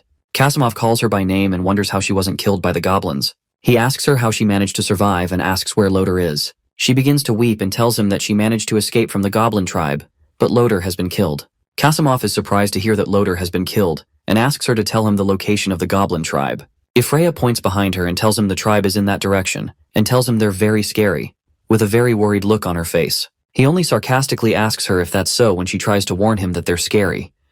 What a cocky guy. He immediately triggers his horse into a sprint to destroy the goblin tribe all by himself. Meanwhile, he leaves Ifreya behind, and she calls out to him, begging him to bring her to safety. He doesn't even turn around and tells her to go back herself. He tells her not to bother him because he has business to do as he continues on his way to the supposed goblin tribe.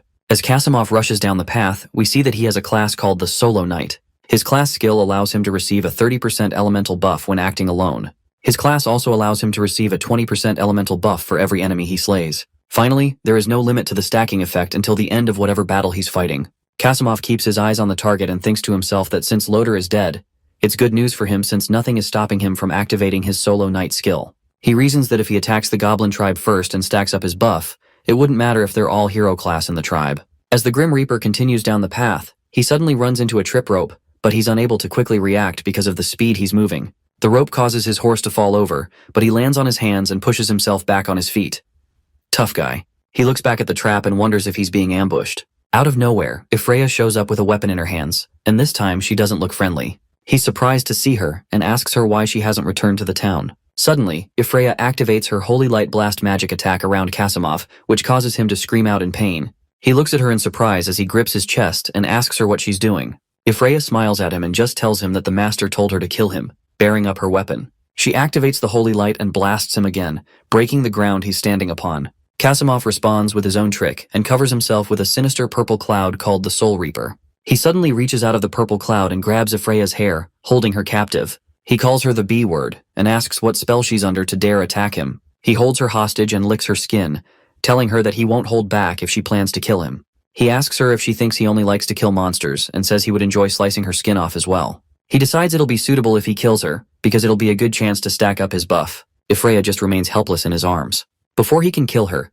Kasimov hears a surprising voice from behind him, telling him it's no surprise that he came alone. He turns around and notices Lin holding his sword. Lin tells him that it's clear that his class kill and equipment are both hard to deal with. Lin's presence surprises Kasimov, but Ifreya just smiles out of delight. The boss scans the weapon and learns it's called the Black Steel Sword, with a skill of Death Reaping, which is a high attack speed, and the AoE effect increases critical damage by 90%. He mentions that it's good that he came to him first because it would have cost them great losses to let him ambush them and stack up his buff. Kasimov is surprised to see him holding his weapon and asks himself how such a low-class goblin instantly stole his weapon. He lets down his guard, and Ifreya rushes to go meet Lin, calling him master. Kasimov curses at her and asks if she dares sell herself to goblins as a slave to survive. The boss asks him what that is to him since Ifreya is a good dog. Ifreya kneels close to him, and he pets her head, which she seems to enjoy. Lin says that Ifreya is a good dog, but he, on the other hand, is a disappointment because he thought he was strong. He says it turns out that he's just a creep who just likes to assassinate. Kasimov tells him he doesn't know how he managed to gather intel about him and calls him a lowly goblin. He prepares to attack and tells him that even without his weapon or buff skill, he will still send him to hell. As Kasimov rushes towards Lin with a dagger he hid all along, the boss doesn't even move an inch, and Ifreya stands behind him. As the Grim Reaper moves closer, he stops in his tracks when he realizes they're not alone, but they've come with a team of hero goblins and a dragon. They must have ambushed him using their silent step skill while he wasn't watching. A sinister grin develops on Lin's face, and he tells him he'd like to see who goes to hell first. The dragon releases a pool of fire on Kasimov, roasting him on the spot. A blurry image of Kasimov, who is crying out from pain, is seen through the fire. Shortly after, Lin and the others return to the tribe, and the goblins in the village rejoice that the boss brought back prey. A look of horror develops on Loder's face when the corpse of Kasimov, the all-powerful Grim Reaper, is dropped in front of him. Loder screeches in shock, curses the Sword Saintess for sending people to get them killed, and suspects that she's in league with Lin. Lin, on the other hand, focuses on cultivating rare-type goblins and decides that these corpses are prime nutrients that can serve them. He assigns Kasimov's corpse to a goblin called Gobshan and tells him to share the leftovers with the others. Gobshan was chosen for rare goblin testing because he has innate talent genes and sadistic tendencies, which is perfect. At this point, the Silver Blade Squad, one of the 3 knight squads that the Sword Saintess controls, has fallen into his hands, and the news of Kasimov's death will certainly crush her morale. She'll definitely make a move to turn the situation around. To know what she'll do, our boy decides to run a simulation. After he runs the simulation, he laughs at how greedy the Sword Saintess turned out to be, and rejoices that he seems to be the one who won this game in the end. He quickly orders Gubkwang to gather all the others immediately because he'll lead them to accomplish something big the next day. Not long after, Kasimov's dead body is discovered outside the city, and is reported to the Sword Saintess. The other knights are shocked that such lowly goblins could have killed Kasimov in just a bit over a day, and the Sword Saintess reasons that the frequent attacks of the dragons and their inability to subdue the goblins aren't coincidences. She realizes that the goblins must be in league with the vile dragons to overrun their bright town, and they can't afford to remain passive any longer. She immediately orders every member of the Battle Roar squad to the capital to get reinforcements, and they head out. While they're on their way, a warrior named Bane asks what will become of the city's defenses while they're gone. He proposes that he go to the capital alone while they stay back to defend the city. But the mage insists that they follow the Saintess's plan since one of them will be able to come back to request backup if they run into an ambush. During the journey, they run into a destroyed bridge, and the mage asks them to detour because she suspects the bridge was deliberately destroyed. However, the captain decides they take this way regardless, because their enemies must have set an ambush on the other path. So they decide to rebuild the bridge before nightfall. By dusk, they finish building and hurry across. While crossing the bridge, it suddenly gets dark, and a dragon appears right above them. On the dragon's back, they notice a goblin. It turns out to be Lin, confirming that the dragons are in league with the goblins. Lin commends their building skills, and the captain promises to kill him with his own hands. In response, the dragon shoots out fire on the bridge, forcing them to turn back before it collapses. When the captain threatens to kill Lin again, our boy hopes that he can defeat his goblins and the dragon mother, who is on her way.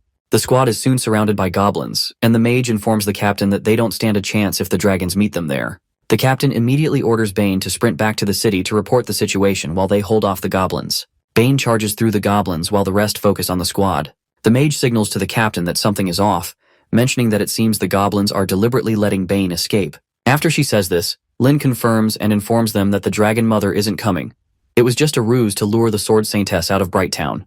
The real plan is to deal with Brighttown after the Sword Saintess leaves. When they realize they've been tricked, the captain angrily orders them to focus on taking Lin down and holding out until the Saintess arrives. However, Goblin Kwang, also known as Berserker, charges at the captain and they clash weapons. As they fight, the captain realizes their strength matches his own and notices that Berserker is wielding Kasimov's sword. Immediately, Lin informs the guys that time is short and leaps down from the dragon's back with a gun in his hands, prompting the goblins to finish the knights before the Saintess arrives. Not long after, Berserker knocks the captain down while another goblin bites through the flesh of one squad member. The captain soon realizes he had underestimated these goblins. Shortly after, Lin reminds them that their time is short and orders them to devour the corpses before the Saintess arrives. One goblin, who has managed to overrun the mage, thanks the boss for the privilege and quickly goes ahead to do his business. Meanwhile, the Sword Saintess charges toward the area with a group of knights. When she doesn't find the squad there, she worries they're already too late. Eventually, they stumble upon the bones of the Battle Roar squad, and Bane crashes close to the skeleton of his commander, weeping profusely. The Sword Saintess stares in shock when she notices that the goblins didn't even leave bodies for them to find. When Bane mentions that there was one goblin among them who could control dragons, she reconfirms that the dragons are indeed joining forces with the goblins. It shocks her to hear that this goblin ordered a dragon to breathe fire on the bridge, and she realizes that these bones are the leftovers of hungry goblins. However, she finds it odd that no dragons came like they said. It suddenly hits her that this must have been a decoy strategy to lure them away from Brighttown. With swiftness, she orders the knights to follow her back because something bad is about to happen. When they get back to the town, they're met by citizens mourning their lost ones and heaps of ruins. In the middle of it all, the Sword Saintess collapses to her knees, wondering how all of this could have happened. She watches as one of the citizens mourns his dead father. When she tries to comfort him, he slaps away her hand, accusing her of always pretending to work hard to protect them when she was nowhere to be seen when the goblins came. The other citizens join in, condemning her inability to protect them and accusing her of being a bad person. She remains in utter shock, unable to say anything except stammer a few words. She stays crouched in their midst as they continue to speak hurtful words against her. Meanwhile, the Dragon Mother watches in satisfaction and commends Lin's competency in destroying the city and breaking the Sword Saintess without even facing her directly. This makes her eager to meet Lin again. Meanwhile, in the Tianquang tribe, Lin and the others soon arrive. When he gets closer, our boy asks one of his top goblins, Gobdi, how he handled the task he was entrusted with. Gobdi quickly replies that the raid went smoothly, and that they were able to bring back many spoils and prisoners. Additionally, as per Lin's orders, they sent a cart of gold to Kyria, the lady Lin met when he first reincarnated, and escorted her and her family out of the city. In return, Lin rewards Gobdi and Gobshan with the privilege of devouring magical creatures. He feels happy about repaying Kyria with kindness, since she was the only one who believed in him in his previous life. Not long after, our boy goes to see the Dragon Mother, who happily mentions that she heard the Sword Saintess has fallen ill and cannot get out of bed. In return, Lin asks her to keep sending dragons to harass Brighttown to keep pressuring the Sword Saintess. However, the Dragon Mother requests compensation for flying back and forth every day since it's exhausting. When Lin offers some more animals as usual, she grabs his face and starts sucking on it because she has other rewards in mind. Lin smirks and asks if she's joking with him, but she replies that she doesn't mind having his baby and will be very upset if he refuses. When she gets completely naked, Lin confesses that he didn't think a weak little goblin like himself could ever be worthy of the Dragon Mother, but she assures him that he's no ordinary goblin. He has the potential to become a goblin king. After their lovemaking, the system informs Lin that his stats have increased massively. Glad to have gained so many stats for free, he decides to sneak away while the Dragon Mother sleeps and gets back on his own dragon to go home. The next day, Princess Kasana angrily berates Lin for trying to chase them away, but he explains that he's letting them go because they now have humans to use for reproduction. In truth, Lin is making a gamble to win their loyalty instead of forcing them to stay because elves are worth more than humans. Suddenly, the Holy Mother tells Kasana and the rest to leave if they wish and informs them she'll be staying back. She kneels before Lin and requests to stay with the tribe because she has realized he's no ordinary goblin from the time they've been together, and Lin allows it. He realizes she has chosen to stay because she sees him as a potential asset for the elves, but Kasana, who is in tears, wonders why her dear mother would choose to stay in such a place. Upon hearing that, Kasana and the rest of the female elves choose to stay back as well, and things work out just as our boy planned. He immediately promises to guarantee their safety, since they're no longer his slaves, but his subordinates should they choose to stay. With the Sword Saintess down and no external threat, it seems to be the best time for the golden era of development for many heroic breeds. Not long after, Berserk comes to complain that the human assigned to him is too small for him, so the Holy Mother informs Lin that they can assist with artificial breeding. Suddenly, one of the goblins rushes to inform Lin to come to Gobusen, who seems to have died. When he finds the goblin's body, he's told that Gobusen was scratching his body erratically until he died. Out of nowhere, the dead goblin suddenly grows spikes on his body and rises back from the dead, shocking the rest of the clan.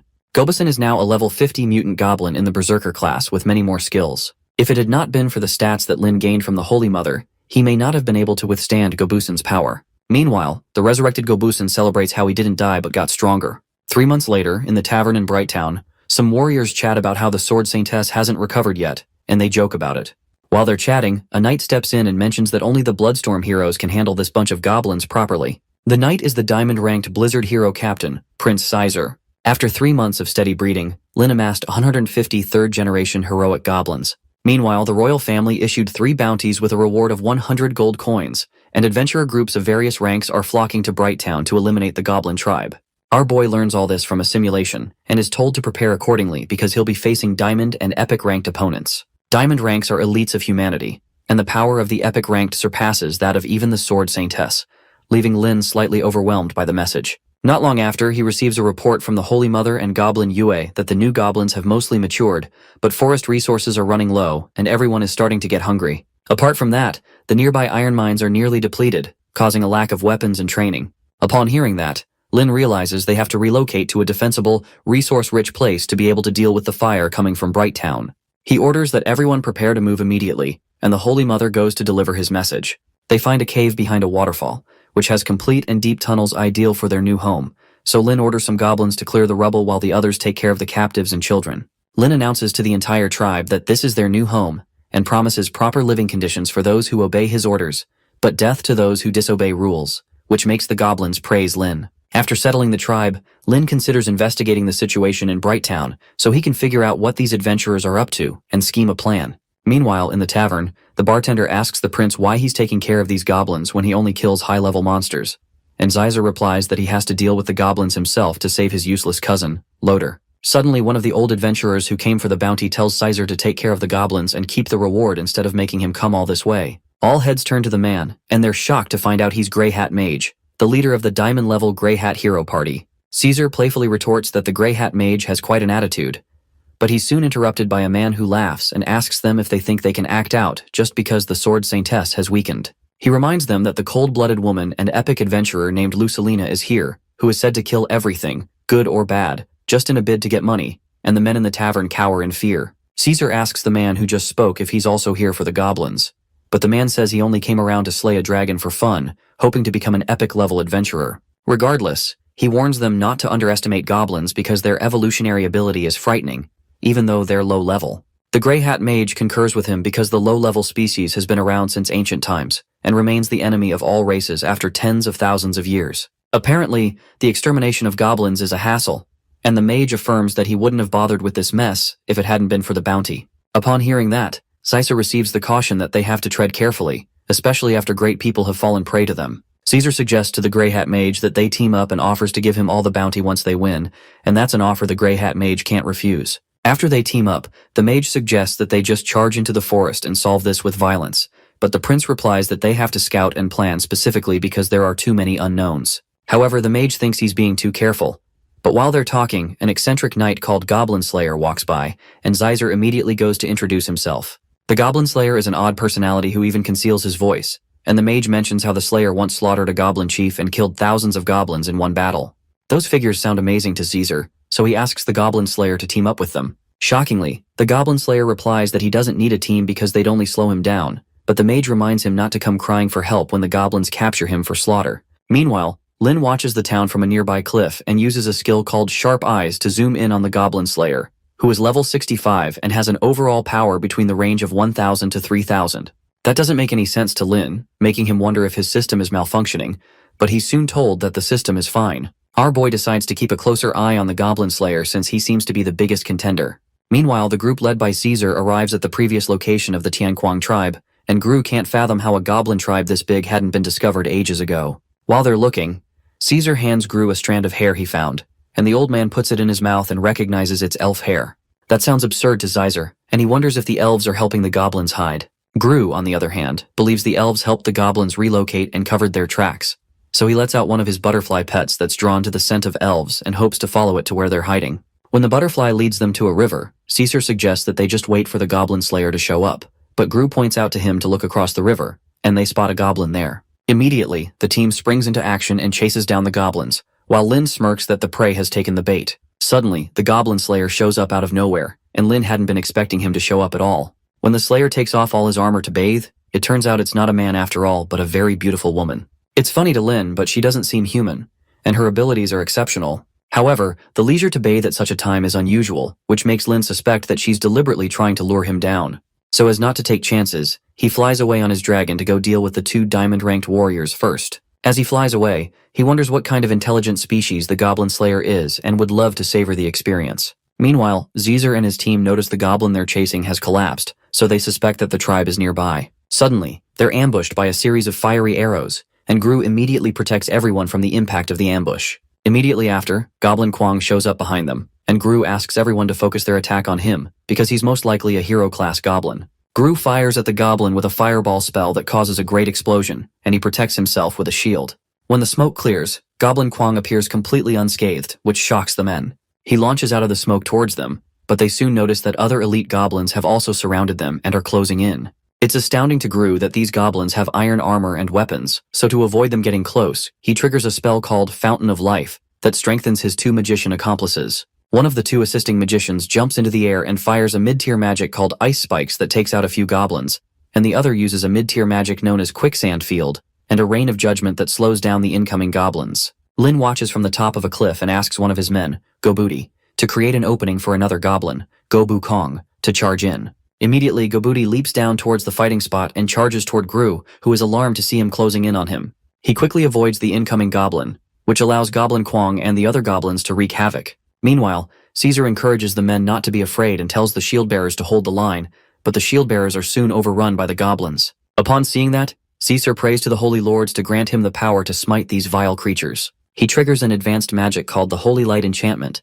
and he asks everyone to gather around him and form a blizzard formation to also help heal the injured quickly. As he charges the men to kill them all, Lin considers how the diamond-ranked adventurer party has abilities much greater than what he expected. They would have been invincible for any other goblin tribe, but unfortunately for them, they came to the wrong place. Suddenly Goblin, the mutated goblin, appears, and Gru is shocked to see a mutant goblin face to face. Meanwhile, the goblin slayer finishes her bath and muses about how fascinating and powerful goblins are. On the other side, Goblin rips Gru apart and severely injures Caesar. The prince stares in horror as the dying old man begs him to help, but he's so scared that he takes off because these goblins are more demonic than he expected. Left alone, Goblin approaches the old man, who keeps screaming for help.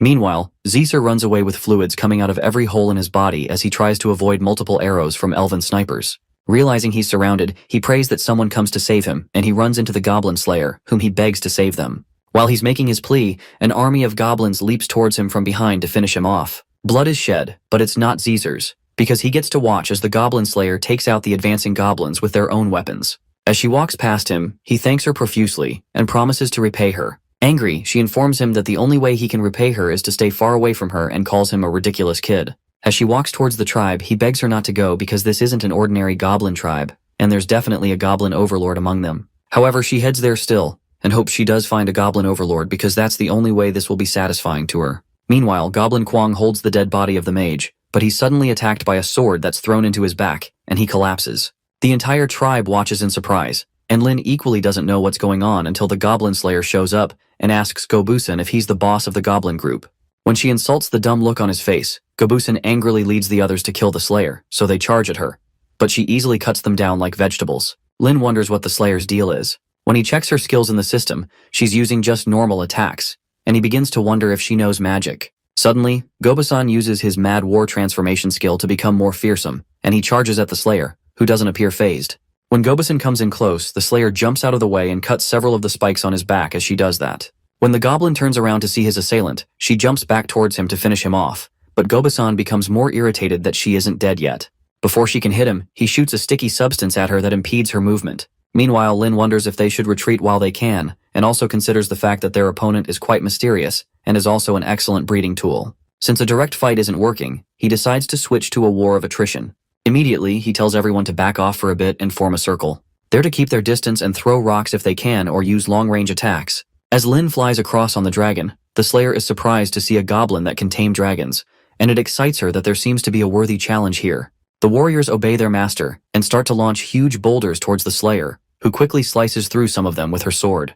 Suddenly, when the slayer crouches and sticks her sword into the ground, Lin realizes that she's about to collapse since they've been fighting for over an hour. However, the slayer removes her helmet, revealing a beautiful face that enthralls the goblins and makes them salivate. As Lin watches in confusion, he's shocked to see her stick her hands into Gru's body and pull out his head, which she says is the best kind of nourishment. When he sees that, he realizes he's underestimated her because she immediately begins to tear through the army of zombies. Angry, Goblin charges toward her, but she throws her sword into his chest and uses a spell to make it bloom. The fiery energy it releases causes an explosion in Gobason's chest that knocks him backward. Lin watches in shock as he wonders who she is and why she has the goblin's ability to devour people and gain their skills.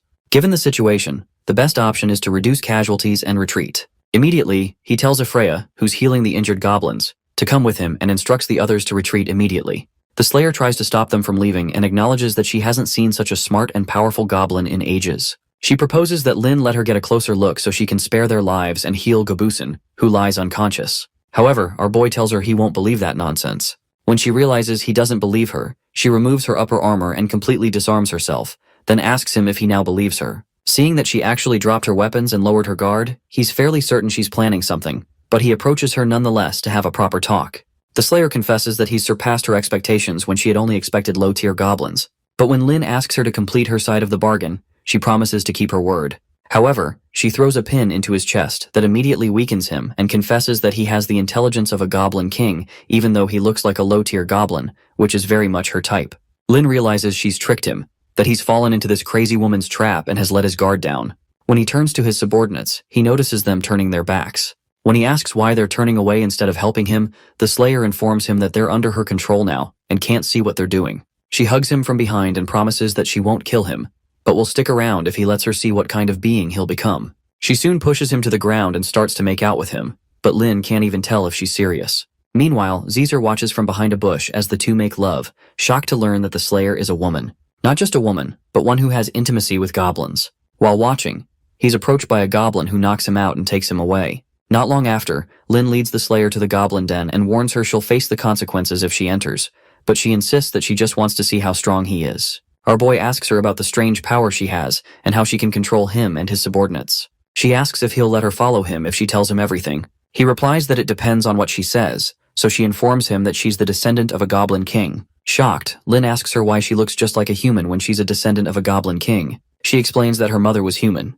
She happened to be the offspring of the Goblin King from among the group that violated her mother. Logically, the higher the rank of a goblin, the harder it is to have offspring, but she managed to survive. About a decade ago, she personally killed the Goblin King who tried to force himself on her. After she devoured him completely, she gained the power of the king's blood, which allows her to control goblins and enabled her to slaughter the entire goblin dungeon. She added her blood to the forging of her weapon, so once you're hit, you can't disobey her and come under her control. Apparently, she became a goblin slayer because she hates goblins, and making love with strong goblins before killing them is a personal interest. Lin realizes why she has such a twisted personality and feels sorry for her, but she's a natural weapon against goblins, and it wouldn't be good for him if she became an enemy. Seeing that they have things in common, he asks her to join him, which amuses her because she had planned to use some tricks to make him let her join them. However, she replies that she can't because the situation in Bright Town is complicated now, and she can go back to be their spy, which is more interesting than staying here. Lin asks if she's really that kind, but she replies that he's her thing now, so she has to protect him first. At this point, our boy has never been so confused in his life. When he returns to his lair, he checks his stats and sees he's also been infused with the king's blood and his points have increased. Meanwhile, Caesar, who is tied nearby, sees his cousin Loder and mocks him for disgracing the family, which is why the Sword Saintess didn't want to come to save him herself. However, Loder points Caesar to the pot on the fire and informs him that they'll cook him in that pot. Not long after, one of the goblins lifts Caesar off the ground to take him into the pot, but he pleads not to be killed and offers to give them lots of women. As they drag Caesar away, he begs the goblin to stop and asks to speak with Lin. When Lin shows up, Loder pleads for Caesar's release and offers to fulfill any of his requests, while Caesar cries profusely. Surprised, Lin asks why a prisoner would be trying to bargain with him. Loder suggests cutting off one of Caesar's legs so he can return and bring news of Lin's survival back to the family, which will cause them to send more strong people he can consume. In a crazy frenzy, Loder speaks about how they all, along with the Sword Saintess, deserve to die and how he'll kill them all. Seeing that he's serious, Lin agrees with him, but the Holy Mother protests that their position will be exposed if they let Caesar go. However, Lin tells her not to worry and to trust him. The next day, some guy bursts into the tavern to lament about how things have gone south because he saw Caesar, now missing a leg, riding toward the royal city. Everyone is shocked and wonders if he and his team failed their mission. The mysterious adventurer who had claimed he only came to slay dragons wonders if the Grey Hats group and the Blizzard Braves squad were wiped out. The Slayer enters to affirm that. When she takes her seat, one of the men asks if she took part in the battle, and she also confirms it. When they ask about the goblin, she explains that she took care of hundreds of large goblins, including the mutated ones. When they hear the great news, the bartender gives her drinks on the house, and the rest of them praise the incredible feats of the Goblin Slayer. Suddenly, while they're celebrating, a troop of bat-like creatures flies in, but it turns out to be the cold-blooded mercenary troop coming in with a grand entrance. One of them asks the Goblin Slayer if she's been able to find the nest of the hundreds of goblins since they hide so well, but she says she hasn't found the nest and came back after killing the ones she saw. When they hear that, their leader asks her to leave the nest finding to them and hopes they can join forces once they find it.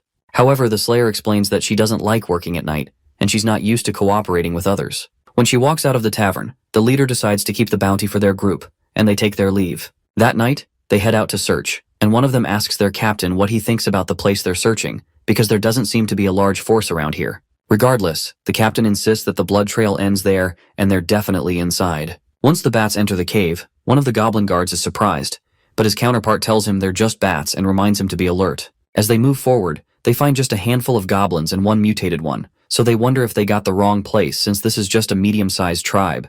However, since the Goblin Slayer told them there are so many large-breed goblins, they decide to suck these ones dry of blood and look around further. As they charge towards the sleeping goblins, the leading bat is suddenly struck down by Freya's light beam. On the ground, she wonders how there can be holy nuns in a goblin nest, but the other goblins soon arise and set up torches that disorient the bats. Once they realize they can't get out, they ask the captain what they should do, but she doesn't answer. Lin suddenly approaches them and asks how they could dare come here to shed such blood.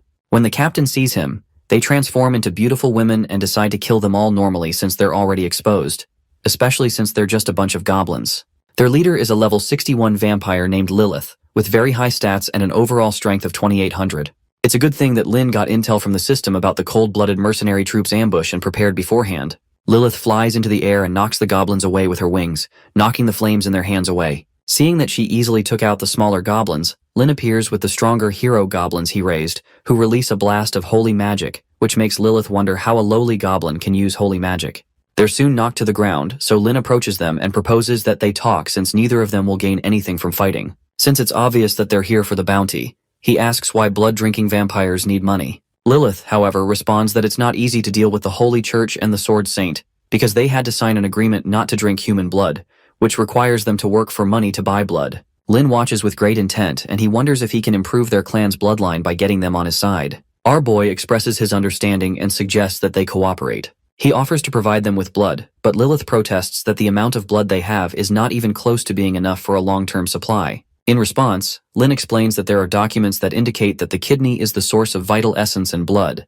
and a man's love juice has the effect of substituting human blood for certain bloodthirsty monsters. The vampires watch in surprise, so Lin further explains that legend has it that there is a kind of monster called succubus. Long ago, they discovered that male love juice has this special effect, and since then, they have lived by extracting love juice. That way, they don't need to kill for it. They can just extract it everywhere and obtain nourishment and replenishment. Even if goblins lack everything, they don't lack this, so they can guarantee that they don't have to worry about blood if they can reach an agreement. While the vampires wonder how true this is, Lilith affirms that they'll know if it's true or not once they try. As she steps forward, one of her subordinates holds her back and reminds her that they're the Countess's kin, and they should wait for the Count, who is currently sealed. Lilith, however, protests that they've lost many of their sisters for hundreds of years, but they don't have to suffer and take risks anymore if this method is real. Soon after, Lilith does a practical session right in front of them and gets a load of the love juice. Once she swallows it, she realizes it really can replace blood, so the other ladies quickly rush forward to try. After they're done with Lin, he has to call the Holy Mother, Leah, to help him up after the starved vampires deal with him. Once they're satisfied, Lilith agrees to cooperate with them and asks Lin what he wants them to do. Our boy proposes they can live in the cave since it's always dark here, but they only need to protect the cave from intruders, which she eagerly accepts. Meanwhile, in a tavern over in Brighttown, a mysterious man gets insulted by some man who calls him a piece of crap, who's afraid of fighting goblins while he dares to call himself a diamond-ranked adventurer. The mysterious man, however, responds that he doesn't have time for his moral crap or to help him earn the bounty. While they're arguing, the Sword Saintess enters, shocking the men, who quickly state how excited they are that she's back. A few minutes later, they talk about how the Sword Saintess plans to go to Dragon Island alone, but needs their help to deal with the goblins while she's doing that. One guy isn't certain that ordinary folks like them can do it when the stronger ones have been defeated, but a certain ranger eagerly asks the Saintess to count him in because he's willing to help uphold the way of protection and exterminate the goblins. This new guy is from the Gunner Hero Troop, Ellison, who's a diamond rank, so the Sword Saintess leaves the mission of leading those who'll be dealing with the goblins to him. Since you can only get to Dragon Island by boat, she asks the mysterious man if he'd be willing to help her since he can do object manipulation magic, and he eagerly agrees. His plan is to get promoted to epic rank adventurer once this is done. The next day, some tension builds on Dragon Island. The Dragon Mother is seen lying with her egg in her bosom when she feels the ground quake, jolting her from her sleep. She wonders what's going on, and one of the dragons soon shows up to inform her that the Sword Saintess has arrived. The Dragon Mother hadn't expected her to recover so quickly, especially at such a crucial moment when she's preparing for the birth of the child she conceived with Lin. She places the egg somewhere safe and transforms into her dragon form to settle her score with the crazy Sword Saintess once and for all. With intense anger, she flies out of her cave and finds a trail of dragon corpses close to the Sword Saintess, who's holding a blood-drenched sword. The Dragon Mother faces her squarely, and the Saintess is glad that she's finally shown herself. The Dragon Mother retorts that the woman who was defeated by goblins has gotten back up, but the Sword Saintess promises to take her life for attacking her people. Immediately, the Saintess activates her sword energy surge to give the Dragon Mother a taste of her power, but the Dragon Mother matches it with a burst of flames known as Wu Flames. The clash of power is so intense that the mysterious guy who accompanied the Saintess to the island has to hide nearby. He fears that this dragon is way too big, but he's suddenly picked up by the Sword Saintess, who pulls him from behind the rock. After dropping him, she tells him to get out of the way so he won't be a hindrance. Meanwhile, the Dragon Mother switches to another move and fires huge, deadly purple crystals at the Saintess, which she has to cut through. One of the crystals land quite close to the man's crotch, causing him to exclaim in shock. Using the falling crystals as leverage, the Saintess jumps toward the Dragon Mother. Once she gets close to her face, she uses her transcendent sword skill and lands several slashes across her body with another skill called Steel Tempest. Meanwhile, inside the cave, the dragon egg soon hatches, and the little dragon finds its way outside. The purple Dragon Mother, on the other hand, seems to have been seriously injured as blood pours from her, and she transforms back into her human form. The Sword Saintess watches her from a cliff, dissatisfied that she only got to hit her eye when she was aiming for the head. Angry, the dragon mother calls her a crazy B-word and promises to fight her to the death. Suddenly, the little dragon that just hatched flies toward the sword saintess to stop her from hurting his mom. The little dragon flies down to help his mother, but ends up falling to the ground. When the dragon mother sees him, she quickly tells him to run away to the place in his memory, as it's the only safe place. Not long after, the dragon mother is beheaded, and the little dragon quickly flies away with tears in his eyes. The mage who accompanied the sword saintess quickly appears and asks her to let him deal with this small fry. The man fires an energy beam at the little dragon, who, in turn, spits a green liquid on his face that burns him terribly. After applying a potion to the burning spot, the man gets up with huge burn marks and threatens to stew the little black lizard. However, it turns out that the little dragon is long gone, and the sword saintess decides to spare its life because it didn't harm any of the citizens. She decides that it's time to go provide support to the team fighting the goblins, and swears to personally eliminate the goblins that threaten Brighttown. After the sword saintess and mage leave, the little dragon returns to the corpse of its mother to mourn. With tears in his eyes, he promises to take her back to the dragon's lair to find a way to revive her. But his little body can't seem to carry her weight. Eventually, he falls on his back after exhaustion kicks in, and apologizes to his dead mother because he'll have to devour her to gain the strength to bring her back. After devouring her, he evolves into a much bigger dragon and carries his mother's head to the dragon's nest. When he reaches there, he roars loudly to signal the other dragons, but he's quickly subdued by a fierce dragon who jumps on him from above. After the dragon subdues him, he announces to the Dragon King that they've caught the strange outsider, but the little dragon keeps crying for his mother's head, which had been displaced from him. When the Dragon King appears, he asks if that's the head of Filba, the purple dragon mother, and asks who the new dragon is. Quickly, he responds that it's his mother's head, and that he found this place based on memories he inherited. As he pleads with them to save his mother, the other dragons notice that the sharp cuts and a holy aura make it clear that it was a woman's doing, which is a pity because Filba inherited the old Dragon King's crystal power. However, one other dragon wonders who told her to go into the world on her own. While they're talking, the Dragon King detects that the little dragon is her child but recognizes that he's not a pure dragon. When he asks who his father is, the dragon confesses that he's never met his father, but his mother said his father was a goblin. The mention of being fathered by a goblin causes utter bewilderment among the other dragons, and they mention that it's a disgrace to the dragon race. One of them pleads with the Dragon King to let him eat the little bastard, but the king tells them to hold on. He reasons that this little guy is the grandson of the old Dragon King, and since the Dragon King is dead, the entire dragon race is left with this only crystal dragon bloodline. However, since he's of goblin species, the little guy is going to have to withstand the test if he wants to stay. After a while, the Dragon King tells him that he has to survive a fight and defeat the dragon close to him if he wants them to save his mother. When he hears that, the dragon, who has been aching to take a piece of the little guy, thanks the king for allowing him to have some fun. Within a few seconds, the huge dragon gobbles up the little guy and gives a hearty belch, while the others watch in surprise. Suddenly, the dragon belches out flames and collapses to the ground, pleading for the others to help him because the little dragon seems to be biting his stomach. However, the others refuse to lend a hand because it's the king's decision, and he has to win on his own. Suddenly, the little guy tears through his stomach and flies into the air, glad that he survived and will be able to save his mother. When he finally calms down, the king tells him that he's a member of the dragon's lair from now on, and his name will be Nidhogg. That sounds exciting. But he asks how they're going to revive his mother. The king asks him to take Filba's head to find the world tree. Apparently, the head has to be grafted to the roots of the world tree, and that's the only way to revive her. Meanwhile, Lin gets the summary of his next simulation from the system about how he took advantage of the cave terrain, set traps and defenses, and, with the help of the elves and vampires, fought off the invasion of the adventurers. However, he lost many of his men but won with a great victory in the end. The time progress of this actually taking place is one day. Our boy has already made preparations for the adventurers' invasion, but he wants to speed up the progress and reach the day of great success. When the system asks him if he wants to cross over to the simulation progress, he accepts. Immediately, he reaches the point where they finish the fight, and his men celebrate over a heap of the adventurers' dead bodies. Many high goblins died, but these hundreds of corpses are enough to allow the remaining big goblins to quickly evolve into heroic species and increase their combat effectiveness. After devouring more than 100 corpses, the goblins finally reach level 50 and complete their evolution.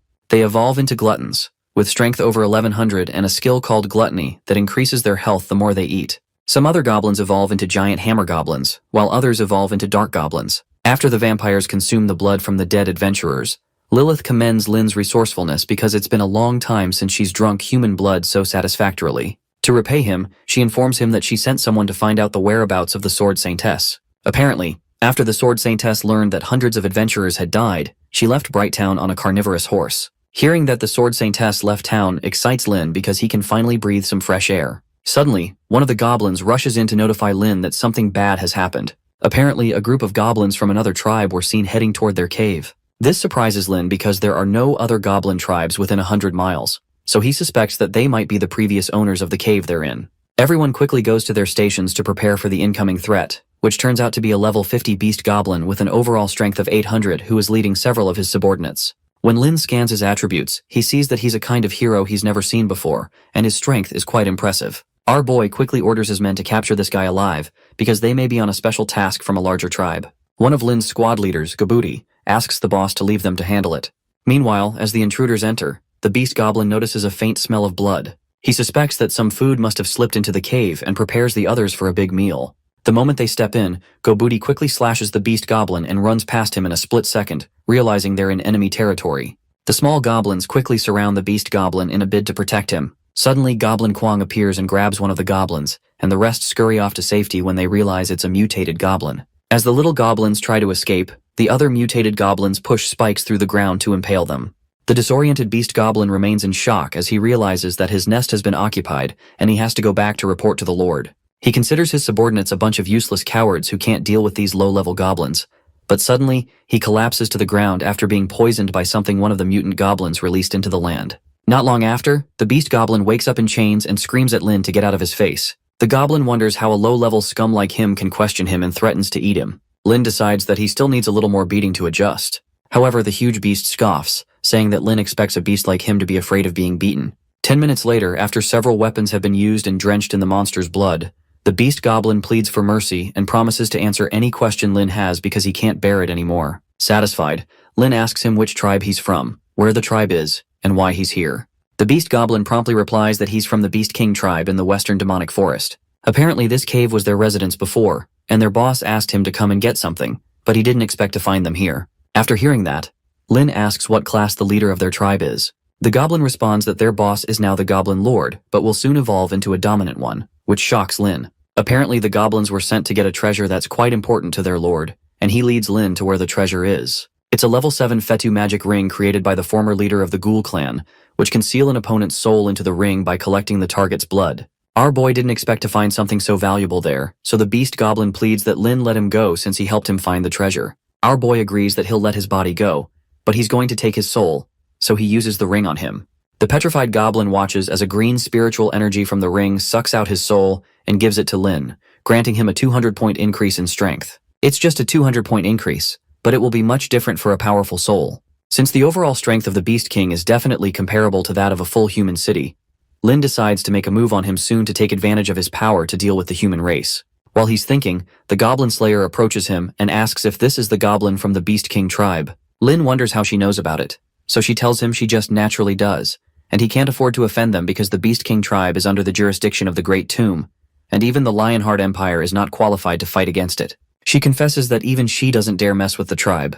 When Lin asks about the Great Tomb, she says it's the ruler of thousands of miles of demonic forests in the west of the continent. Apparently, a monster that's at least level 12 lives inside it, which is a world-class existence. That intrigues Lin, and he affirms the information. Finally, she asks him what he plans to do. He asks for her help to control the beast goblin with blood. He asked her to order him to return to the Beast King tribe and report the truth about the robbery of the ring, but to blame the royal aristocracy of the Lionheart Empire as the ones who stole the ring. The Slayer looks shocked when she hears that he wants to blame the lords of the Lionheart Empire, namely Stanman and Pheromones. Our boy affirms her words and explains that he deliberately let Caesar go in order to set up an ambush in advance, so he can use Loder as a hostage and wipe them out to get more experience packs. Meanwhile, in the Lionheart capital, Count Pheromone orders Prince Caesar to get out because he has brought shame to the family. However, Caesar explains that the goblins are not only powerful, but also very intelligent, and they're no match for them. He recounts that the Grey Hats are all dead, and he also found Loder there. Regardless, the angry lord rebukes him for still having a loud mouth when the eldest sons of two families were defeated by the goblins and have brought scorn from those outside. Trembling, Caesar bows to his father and apologizes for letting him down. Just the memory of Lin's cruelty causes him to shiver, and he cries that the goblins are so scary. Angrily, Lord Pheromone labels him a disgrace and orders the guards to drag him out. Suddenly, Count Stanman steps in and tries to pacify Count Pheromone, saying there's no need to be so angry. He proposes that they join hands to wash away the shame from their family, but Pheromone reminds him that His Majesty has ordered that all the soldiers of nobles above the rank of Viscount remain on standby at all times and cannot be mobilized at will. When he mentions that His Majesty has already sent a message to the Sword Saintess, and there's no need for them, Stanman replies that his vision is small, because leaving the Sword Saintess to solve all the problems is going to make the king believe that both of their families are incompetent. Those words shock Pheromone, so Stanman says the only way to convince the king is to let Zeiser go to him and report the situation with the goblins. That way, each of them can mobilize thousands of soldiers that can even take on the goblin overlord. Eventually, Pheromone plays along and orders that the rubbish follow him to see the king, referring to Zeiser. A few days later, Lin does some shooting practice on an apple he placed on Loder's head, which almost gives the poor man a heart attack, as the other goblins watch. Luckily, Lin doesn't miss his shots, and Loder accuses him of being a monster. After making the shots, Lin is pleased that the homemade pistol was so useful, even though it consumes a bit of gunpowder. A female elf standing nearby watches the demonstration excitedly and pleads with the boss to teach her how to fight too, so he promises to do so. Suddenly, Gobuti rushes in to inform the boss that a large number of fully armed human troops have gathered in a town known as Guangming Town. Gobusin also mentions that he had noticed a lot of goblins approaching, and it looks like they're from the Beast King tribe. Hearing that brings a smirk across Lin's face, and it looks like the fun is about to begin. Meanwhile, the beast goblin that Lin released eventually returns to his king and informs him that the human army came to snatch the ring, and it was very difficult for him to escape. Annoyed, the king orders the goblins to gather to eat the humans and get the ring back. While that's happening, the new mayor of Guangming Town welcomes Lord Pheromone and Lord Stanman. Immediately, Stanman asks where the Sword Saintess is, and the mage that accompanies the Saintess steps forward to inform them that the Saintess has left for something, and asks what the counts are doing with all this fanfare. Irritated, Stanman replies that there's no need to waste his breath on the mage since the Sword Saintess is not there. Annoyed by the comment, the mage responds that he's looking down on a dragon slayer and a brave warrior who fought alongside the Sword Saintess. So Stanman apologizes and explains they're here to defeat the goblins. While they're talking, they hear a weird noise that turns out to be a horde of goblins who have invaded the city. Although the city walls are heavily guarded, the goblins somehow manage to get in. Count Pheromone quickly orders his soldiers, the Lions of the Empire, to kill the goblins, and a fight ensues. The Count, as well as several other knights, kill several of the goblins, while the mage deals with them using his magical powers. Suddenly, Lin flies into the night sky on his dragon to enjoy the lively scene of the fight. After slaying a few goblins, Count Pheromone contemptuously mentions that the goblins are just low-level trash and don't pose any threat to them. From the look of things, he figures that the battle will be over in less than an hour if they continue like this. However, a sudden burst of energy hits his knights and horses, smashing them into the ground. The sight of what hit them bothers even Lin, and it turns out to be the fearsome Beast King, who's seen crushing one of the knights with one of his tentacles. The Beast King is a level 79 monster with an overall strength of about 3,000. Lin can't contain his shock, and he wonders how the heck this guy is so powerful. The soldiers quickly retreat at the sight of the monster, and Count Stanman wonders if the beast is a dominant species, but Pheromone tells him to let the family members deal with it. Suddenly, a group led by Stanman's daughter, Lorna, who's also Loder's cousin, appears and assures Count Stanman that they'll lure the big guy away while the soldiers deal with the rest. Stanman reminds her to be careful and not to be a loser like Loder, so the team charges toward the monster. One of them, who's a mage, fires at the Beast King with a blast of fire from his hands, grabbing the monster's attention. When they get its attention, they run away to lure it out of the city. However, Lin doesn't like that idea because they'll be luring the monster toward his own people, but he keeps watching them go. Not long after the Beast King has crushed their mage and knight, one of the warriors refuses to believe the monster is much more than just a goblin and threatens to take its teeth as their first trophy. That guy, along with another member of their team, continues to besiege the monster so that Lorna can have a chance to land a fatal attack. While they're distracting the monster, Lorna charges toward it, hell-bent on winning this real battle because she needs to be a role model, especially since she's now out of college. With intense determination, she leaps into the sky with her sword and blasts a hole through the monster's chest with a powerful energy beam. Meanwhile, Lin gauges that her overall strength is 1,700, while the others are around 1,000. He hadn't expected the fight to last this long, so it's quite interesting. The irritated Beast King curses at Lorna and asks how she could dare attack him sneakily. Annoyed, the monster releases a terrible energy from its mouth that wrecks the entire space.